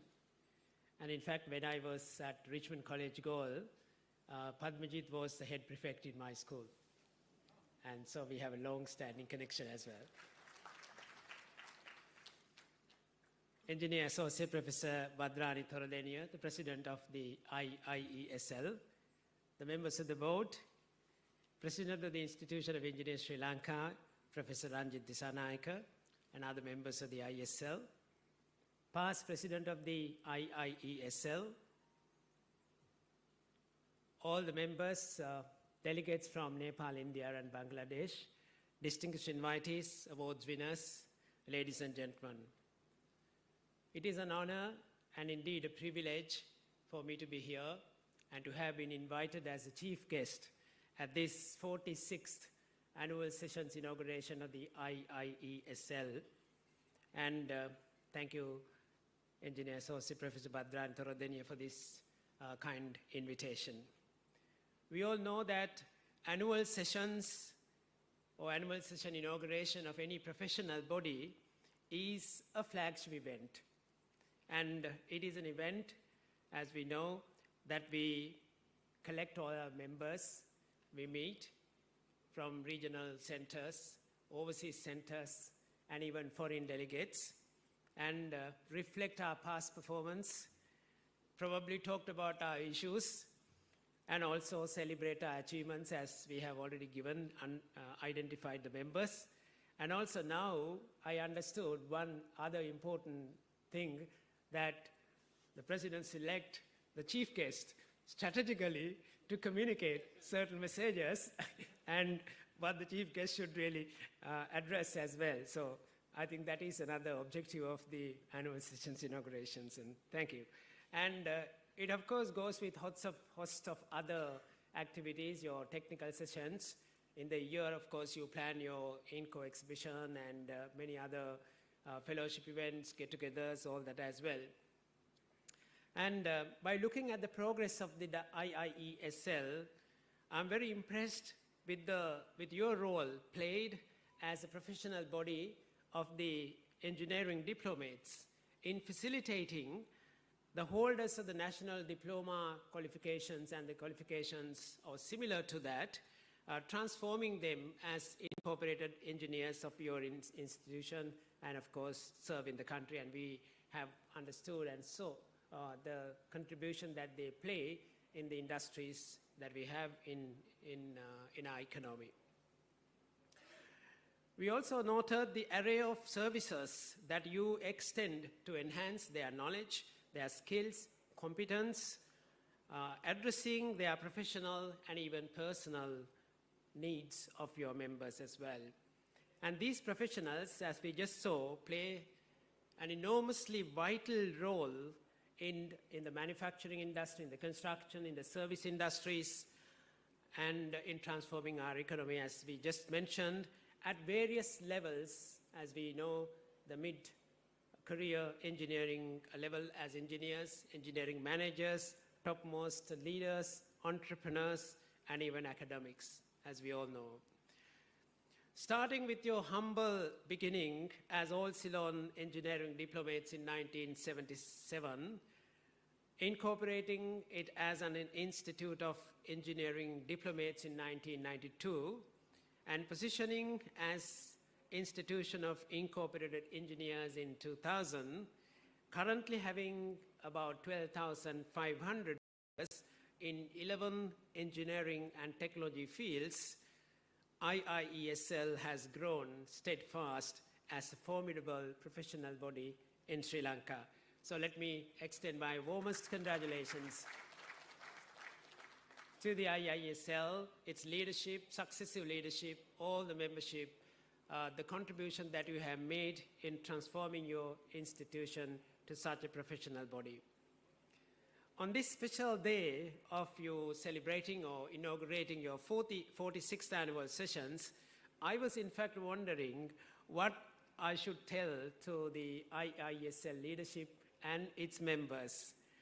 And finally, I thought that I probably should tell or should share some lessons I learned as to how to raise a recognition and reputation of a professional body and members, sharing my experience in leading the University of Moratuwa, a large corporate commercial bank, and being one of the past presidents of the IESL, as well as leading some voluntary organizations.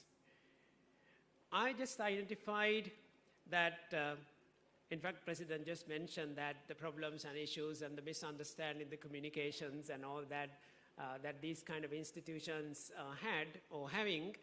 And I thought that it's a harmonious positioning of our institution in the industry and the society with cordial, strategic, and strong linkages between the players and association as one of the most important, and that includes all the international association as well.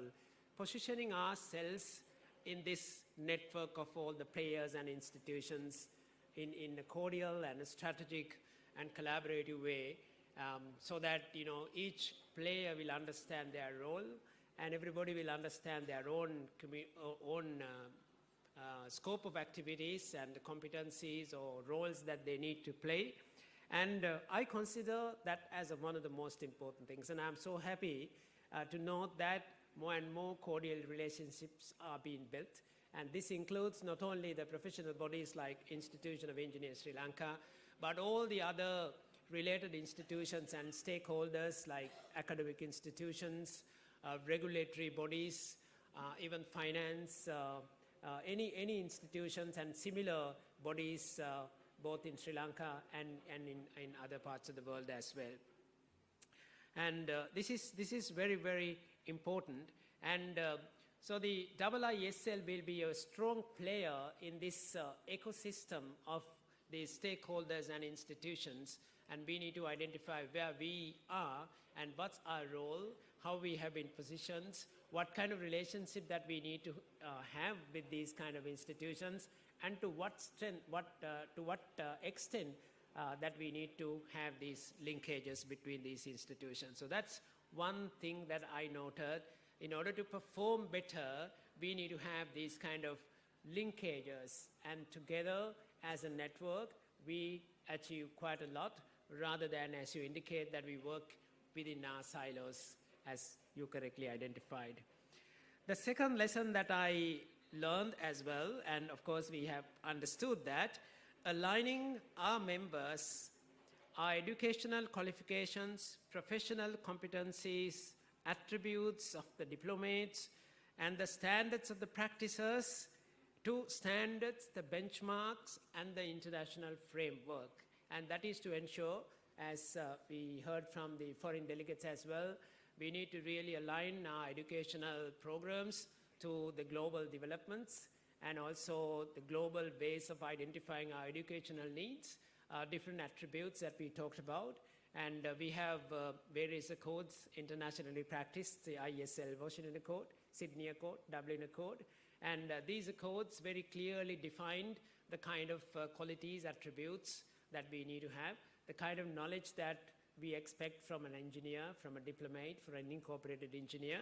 And we need to align all our education qualifications to this global framework, the standards, the benchmarks that we have, to ensure the diplomats and the graduates that we produce are globally employable, internationally transferable, and they have the mobility to move from one country to another and practice as professionals in any part of the world. And that is very important as well. So that's the second thing that I noted. Third one is to ensure our professional and ethical practices of our members. And I think any professional body, we talked about the ethics and professional standards as one of the most important things. The reputation, our integrity, our name, our role, our credibility is recognized with the practice of that ethical and professional standards. And that is one of the most things that we sometimes underreported, and attention is not given to the same extent, but each member and the professional body should really focus on the awareness, on the monitoring and necessary training, and make sure anybody who violates these kind of things to be corrected as well. So that is another thing that we identified. If you want to rise as the reputation as a good professional body, that ethical and professional practice is very, very important. Fourth one is providing a rewarding experience to members through existing to have an outstanding experience or outstanding quality of services that we talked about. And actually, professional body like us, ours, IIESL and IESL as well, it revolves around all our memberships. And if the members are not there, we don't have a professional body. And if the members are not good, and if the members don't contribute, we don't have a professional body. We can't rise or we can't enhance our reputation. So it is very, very important that we keep the members happy and to attract and keep them happy. And how do we achieve this? And we need to make sure that we address their needs when they are equipped to practice their profession through what our past president highlighted as important aspects of the CPD, continuing professional development and professional standards that she highlighted. Then when they are regulated with regulatory framework and all that, what kind of services that we provide when we regulate our members. And when their needs are met, we need to identify what their needs actually. And I'm sure all the professional bodies identify the members' need to a great extent, and they provide array of services to the members. And I believe that the first point of contact of a practicing professional for any issue should be the professional body, because maybe they have disconnected with their universities and educational institutions, and when they practice under your umbrella as a professional body. So if a member has an issue, the first point of contact for the member should be the professional body. So then we need to find out whether our professional body address those needs of the members. And one is the continuing professional development, which should be demand-driven and need-based. And any member who actually needs certain kind of professional development, we need to have programs to suit, or we need to align them to such programs offered by other institutions as well. We also need to provide educational resources that they need for continuing professional development, maintenance of modern libraries with all the access to literature, now of course online literature with databases for them to enhance their knowledge, for the practice, for research, for publications, and those kind of things that we need to make sure. And it is not necessary that you yourself will have a modern library. It is a connectivity that we need to make sure. It might be perhaps that you connect with a university or connect with another professional body, or you come together and develop a consortia of library resources and make sure that your members will have access to those kind of things. So that is another thing. Another need may be career progression and the guidance that is actually required for the career progression as well. Maybe when you have a membership, you need to have a path for them to promote and rise in your career, both in professional practice as well as in education as well. So that's another path that you need to provide. Then they might need mentoring and consulting when there is a problem. And sometimes some of the members don't have immediate consultants and mentors to connect. And it might be possible perhaps to find out if any member would like to have a mentor to in fact contact, maybe not one mentor, can have different mentors in different areas, and to see whether we can connect a mentor to our members and whether we can connect a consultant to our members when they need expert advice, sometimes. So that is another service that we can probably provide. We also need to find out how to provide the networking experience for all the members, for them to meet their colleagues, their superiors, their subordinates as well, perhaps to share their experiences and then share best practices, address their problems and identify possible solutions and all that. So we need to provide that networking experience for our members. Also entertainment, and that's another place that we consider and where we can provide the entertainment to our members, get-togethers, family outing, all those kind of things. Then equipping to meet the necessary standards. We need to equip ourselves to provide those necessary standards that I mentioned earlier, and create forums of experts as well. And you need to identify your experts teams, connect them to various, or assign them to various kinds of duties, and you have your subcommittees as well, addressing national issues, addressing a professional issue that you face, and try and lobby somewhere else to achieve a solution, and put them together in various kinds of experts teams to find out, and that is rising your professional recognition of your profession as well. And perhaps intervene to professional grievances is again an issue sometimes some of the members have. They might have professional grievances, and how to intervene and how to provide a support to our individual members. They might also have personal needs sometimes, which includes insurance, health covers, benevolent career guidance as well to some extent, and employment issues. Can we extend our services to help them in their personal needs as well?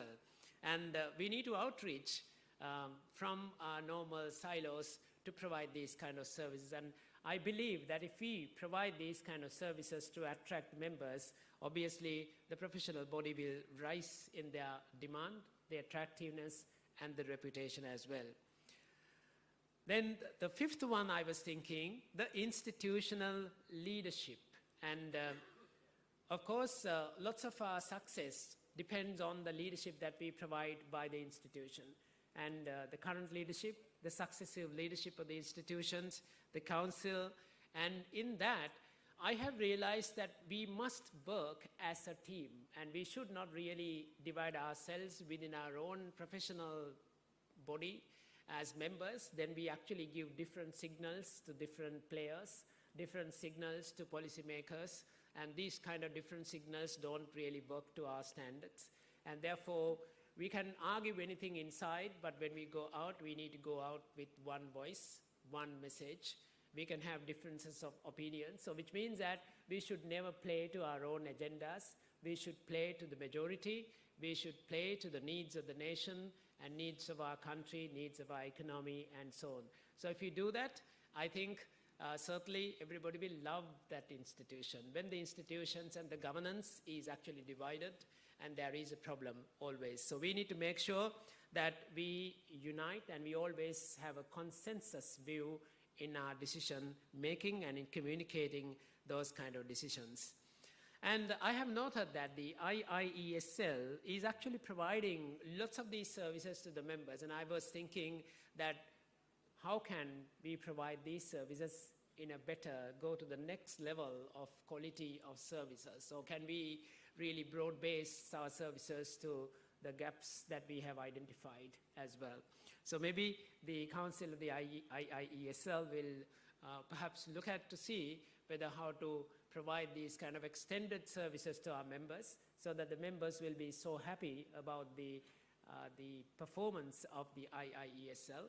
And in turn, of course, they will support the development of the IIESL, and professionalism, reputation, everything will be automatic. And so those are the things that I was thinking to share. Now, of course, in addition to that, President herself indicated support and all. Of course, the University Grants Commission normally deals with the degrees awarded by the higher education providers. And normally we don't go into the diploma level, but of course, if there is any transformation from a diploma to a degree program, certainly the UGC will be interested in that, and the UGC can provide those kind of guidance and support necessary. But what is very, very important is it was mentioned by President herself, the ratio that we have with the top-level engineers to the second layer of engineering technologies, middle-level engineers, is 1 to 0.85, when we need 1 to 4. And what does it mean? It means that we don't have a manufacturing economy in this country. And if you want to have a manufacturing economy, we must have these next level, middle level technologists, technicians. It is just like a pyramid of expertise that we need, right on the top at the highest level of engineers and the next layer, and we need to have technicians, technologists, mid-level engineers next and all that, and that there is a huge gap. So theoretically, IIESL should promote many more institutions of that level to create that gap, the human resource gap needed to transform Sri Lanka to a manufacturing economy. We don't have technologists and mid-level engineers who will really make an automobile or make any kind of equipment. We don't have manufacturing. It's only the service economy that we have. So if you really want to transform Sri Lanka to, at least to some extent, to a manufacturing economy, the IIESL should mobilize, should lobby to establish such institutions and to enhance the recognition of the existing institutions like the highest one is Univotech, and there are lots of other technical colleges and other mid-layers and SLATE and all these institutions. They are not really looked after very much by the government, and not sufficient resources are assigned by the government, and human resources are assigned by the government, and they might not be properly paid, and therefore they are underdeveloped. And I think we need to lobby to develop those kind of institutions so that your membership can become larger and their contribution to the economy can become better. Of course, if you identify some of these institutions can escalate to a university, certainly that's the way to do that, because that is also, there is a need.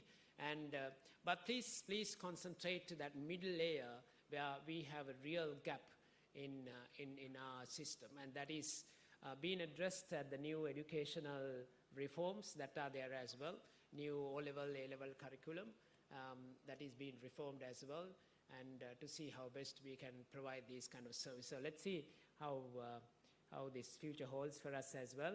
And so with those, and whatever the support that we can give from the University Grants Commission, and as chairman of the Standing Committees of Engineering Technology, and I'm sure the President IIESL is here as well, so IIESL will provide whatever the support necessary as well.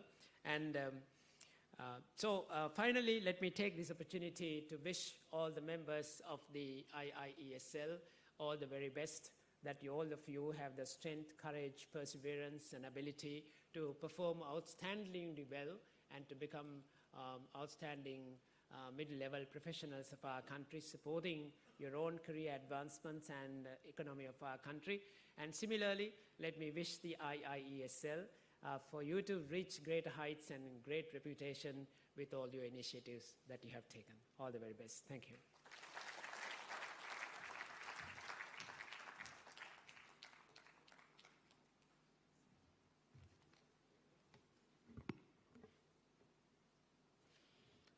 Professor Jayawardena, we are very much obliged and owe you so much for the valuable insights, especially on aligning educational programs based on needs, professional and ethical practices, career progression, mentoring, networking, institutional leadership, leading to manufacturing economy, and you almost created our goals for the next session. Thank you very much, Professor. Now may I have the President and the President-elect on stage to present mementos to our special guests.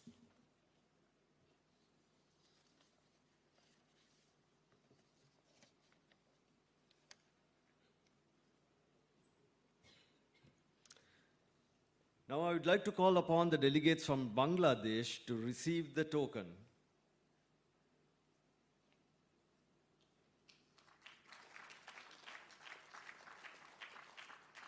In appreciation of participation at the 46th annual sessions of the Institution of Incorporated Engineers Sri Lanka from June 27 to June 29, 2024, Colombo, Sri Lanka, presented with warm compliments to the Institution of Diploma Engineers, Bangladesh.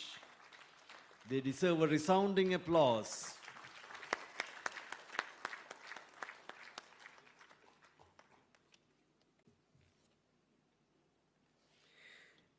I now call upon the delegates from India to receive the token. In appreciation of participation at the 46th annual sessions of the Institution of Incorporated Engineers Sri Lanka from June 27 to June 29, 2024, Colombo, Sri Lanka, presented with warm compliments to All India Federation of Diploma Engineers.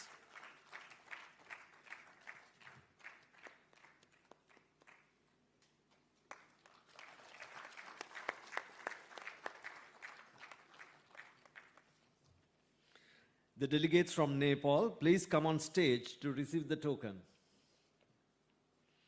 In appreciation of participation at the 46th annual sessions of the Institution of Incorporated Engineers, Sri Lanka, from June 27 to June 29, 2024, Colombo, Sri Lanka, presented with warm compliments to the Diploma Engineers Association, Nepal.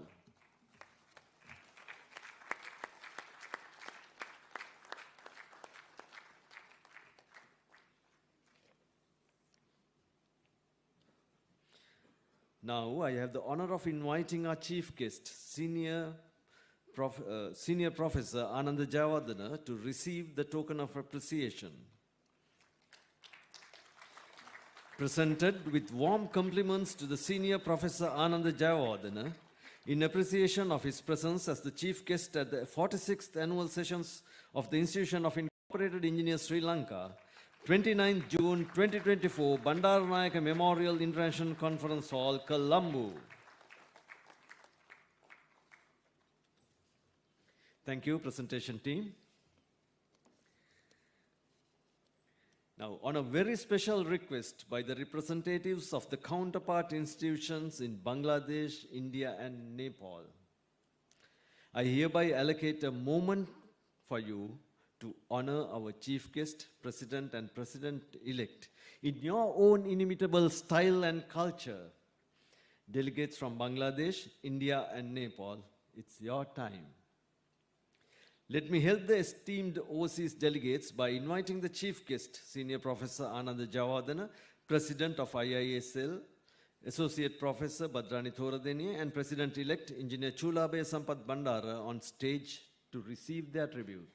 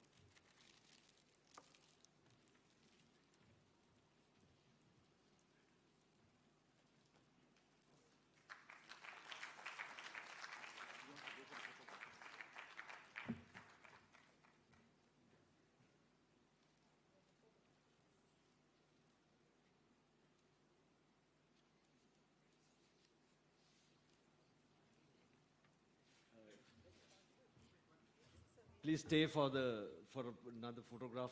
Bangladesh representatives, please stay on stage for the group photograph once the others complete their compliments. Now, other two countries, India and Nepal, it's your turn.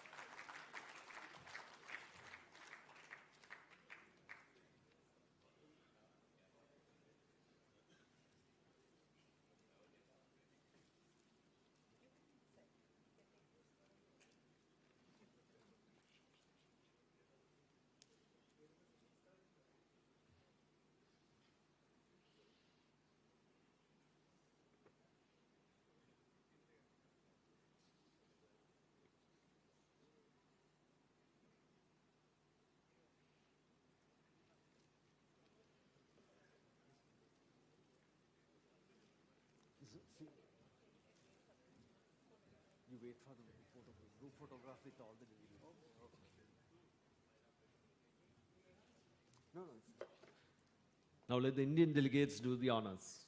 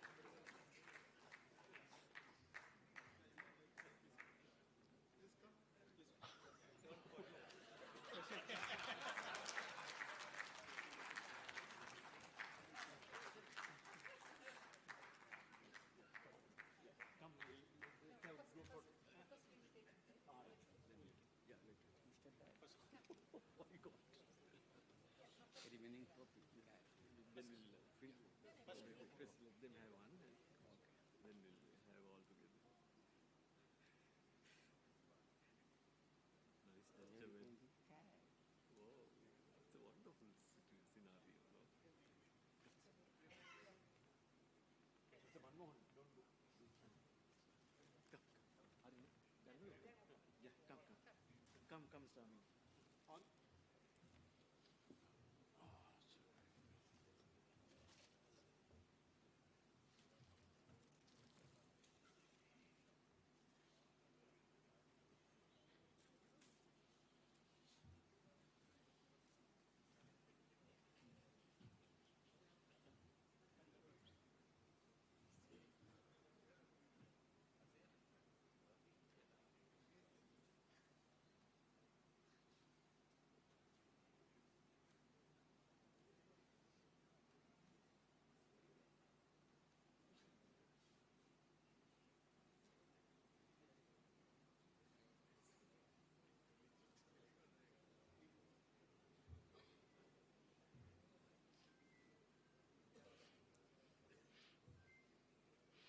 We feel really honored by your wonderful gesture a culture filled with warmth and love.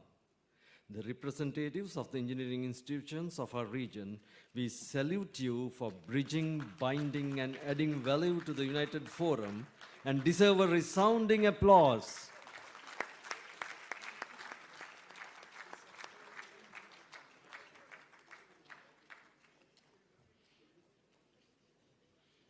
Keep it here, sir. Okay, thank you. I will give him this also. All right, no problem.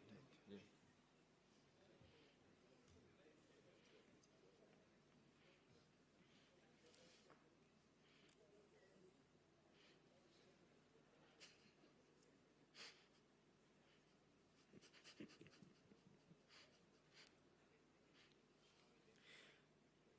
Now it's time for the ceremonial induction of the President for session 2024-25.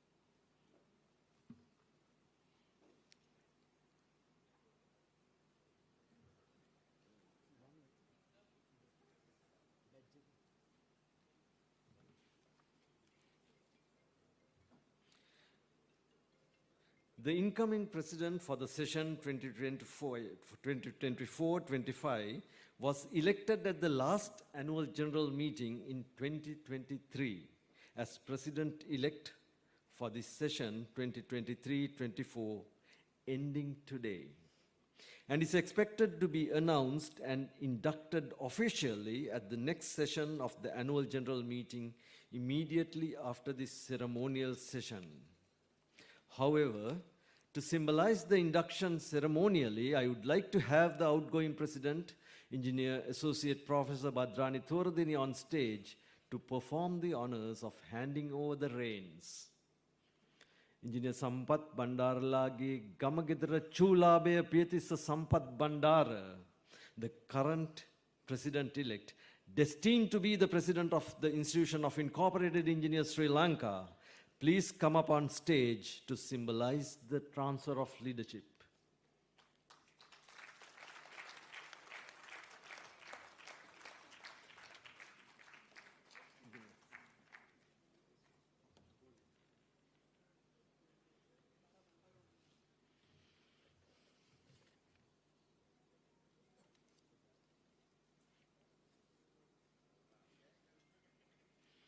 A very exciting, poignant, and touching moment of bestowing the responsibility of driving the institution.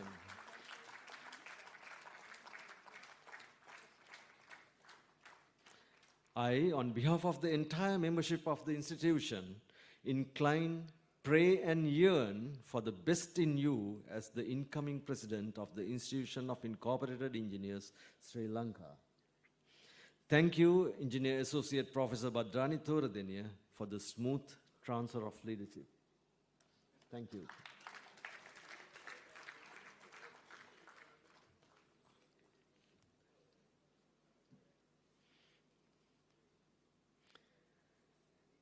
Our Secretary, Engineer Uday Hettige, is destined to propose the vote of thanks. Respect is the feeling of reverence or esteem that you bear for someone. People who are worthy of our respect command respect and never demand it. Let me introduce the Secretary of the IIESL, Engineer Uday Hettige, to propose the vote of thanks. He possessed the National Diploma in Technology in Electrical Power in 2001 and joined the private sector as electrical engineer. After 23 years of electrical engineering professional experience in private and state organizations, he is currently the Managing Director of OneLit Engineering Private Limited. Having obtained the IIESL membership in 2017, served as a council member from 2018 to 2022, and as the Assistant Secretary for the session 2022-23 and as Secretary 2023-2024. Engineer Hettige is the current President of Southern Province Engineering Diplomates Association. Please welcome Engineer Uday Hettige to propose the vote of thanks.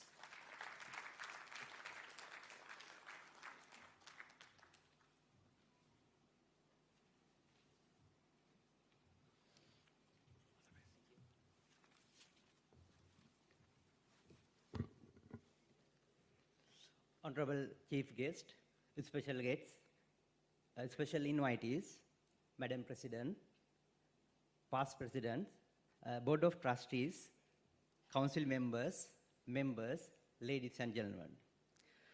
It has been 3 days filled with insightful discussions, innovative ideas, and innumerable experience that will resonate within our institution for the year to next year, covering our technical session, annual session, and technical visit. We feel deeply honored and grateful to our esteemed chief guest, Senior Professor Ananda Jayawardena, whose enlightened address has not only inspired, but it has provided vision for the future engineering professions. Your words have incited and renewed sense of purpose among our members and participants. Thank you very much, sir. I personally feel dignified to have company of the representative of the Institution Diploma Engineers Bangladesh, All India Federation of Diploma Engineers, and in Diploma Engineers Association Nepal. Your contribution, especially your participation flying from a distance, enhance and enrich the annual session and our ceremonial session. Thank you very much for all of your delegation team. And my special thanks for our special guest, Engineer Professor Anjit Disanayake, President of IIESL, and Engineer Granier Al Jailat, President-elect IIESL, and Engineer R.B.M. Gunawardena, Deputy CEO and Deputy Executive Secretary, IIESL. Dr. Taraka Motti, Chairman, IIT UK, Sri Lanka Network. Mr. Ruchika Amarasekara, Chairman, ITA.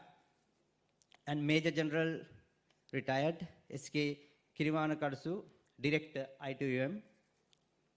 Engineer D.R. Saputantri, Director Principal, IIT. Mr. H. Ataudasenviratna, Director General, Slate. Dr. H.G.P.A. Ranavira, Dean Faculty of Engineering, Technology, OUSL. Chartered QS, Indunil Seneviratna, President of IQSL. Mr. Prabhat Ratnayaka, President, NDUT Alumni Association. And Mr. Ashoka Jayawardena, President, Old Hardin Association. Mr. Neelakant Vaninayaka, the President, Hardy Agro Professional Forum. Engineer DCR Boteju, Director, Oceania Group of Companies. Mr. Dilshan Alfratna, Director, CPM. Thank you very much for joining with us with our 46th annual session. Outgoing President, Associate Professor Bhadrani Tordeniya, you have steered, guided, and induced high standard and values to make a mark on the name of the institution and feel proud of you. While paying gratitude for the significant amount of work, we wish your future endeavors great successful.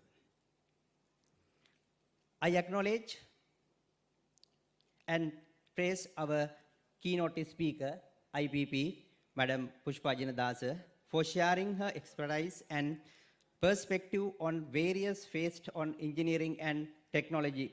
Your contribution have enriched and understanding and broadened our horizon. Thank you, Madam. A sincere appreciation goes on due to our past president for your dedication and commitment to continue to shape the mind of our future engineers. Your support and mentorship is the cornerstone of our institution's success. I would also like to acknowledge the hard work and meticulous planning of President-elect Engineer Sampath Bandara and his organizing team, Your effort behind the scene have ensured that the event has been executed seamlessly. Our members of IIESL, thank you for your active participation for this event. Your engagement highlights your passion for learning and your eagerness to excel in the field of engineering. I am also very grateful to the IIESL office staff, especially managed administration and administration consultant, who has been guided to force to execute all activities effectively.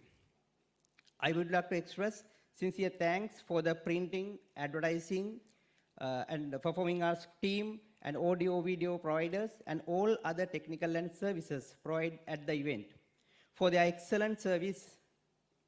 Additionally, we extend our gratitude to the BMICH staff and the Mount Lavinia Catering Service and all the individuals involved in making this event success. We are conclude this memorable annual session. Let us carry forward the spirit of collaboration and innovation that has defined today's discussions. Together, let us strive and create a brighter future where engineering excellence meets social needs. Thank you once again to everyone who has made this annual session success. We look forward to your continued support and participation in the future endeavors. Thank you very much.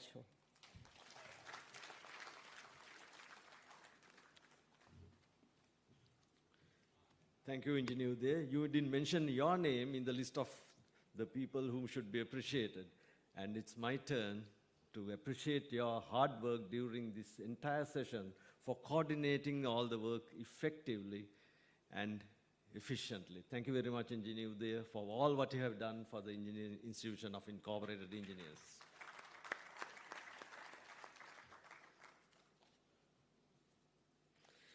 That ends the 46th Annual Sessions 2024 of the Institution of Incorporated Engineers Sri Lanka at this Lotus Hall, BMICH, Colombo.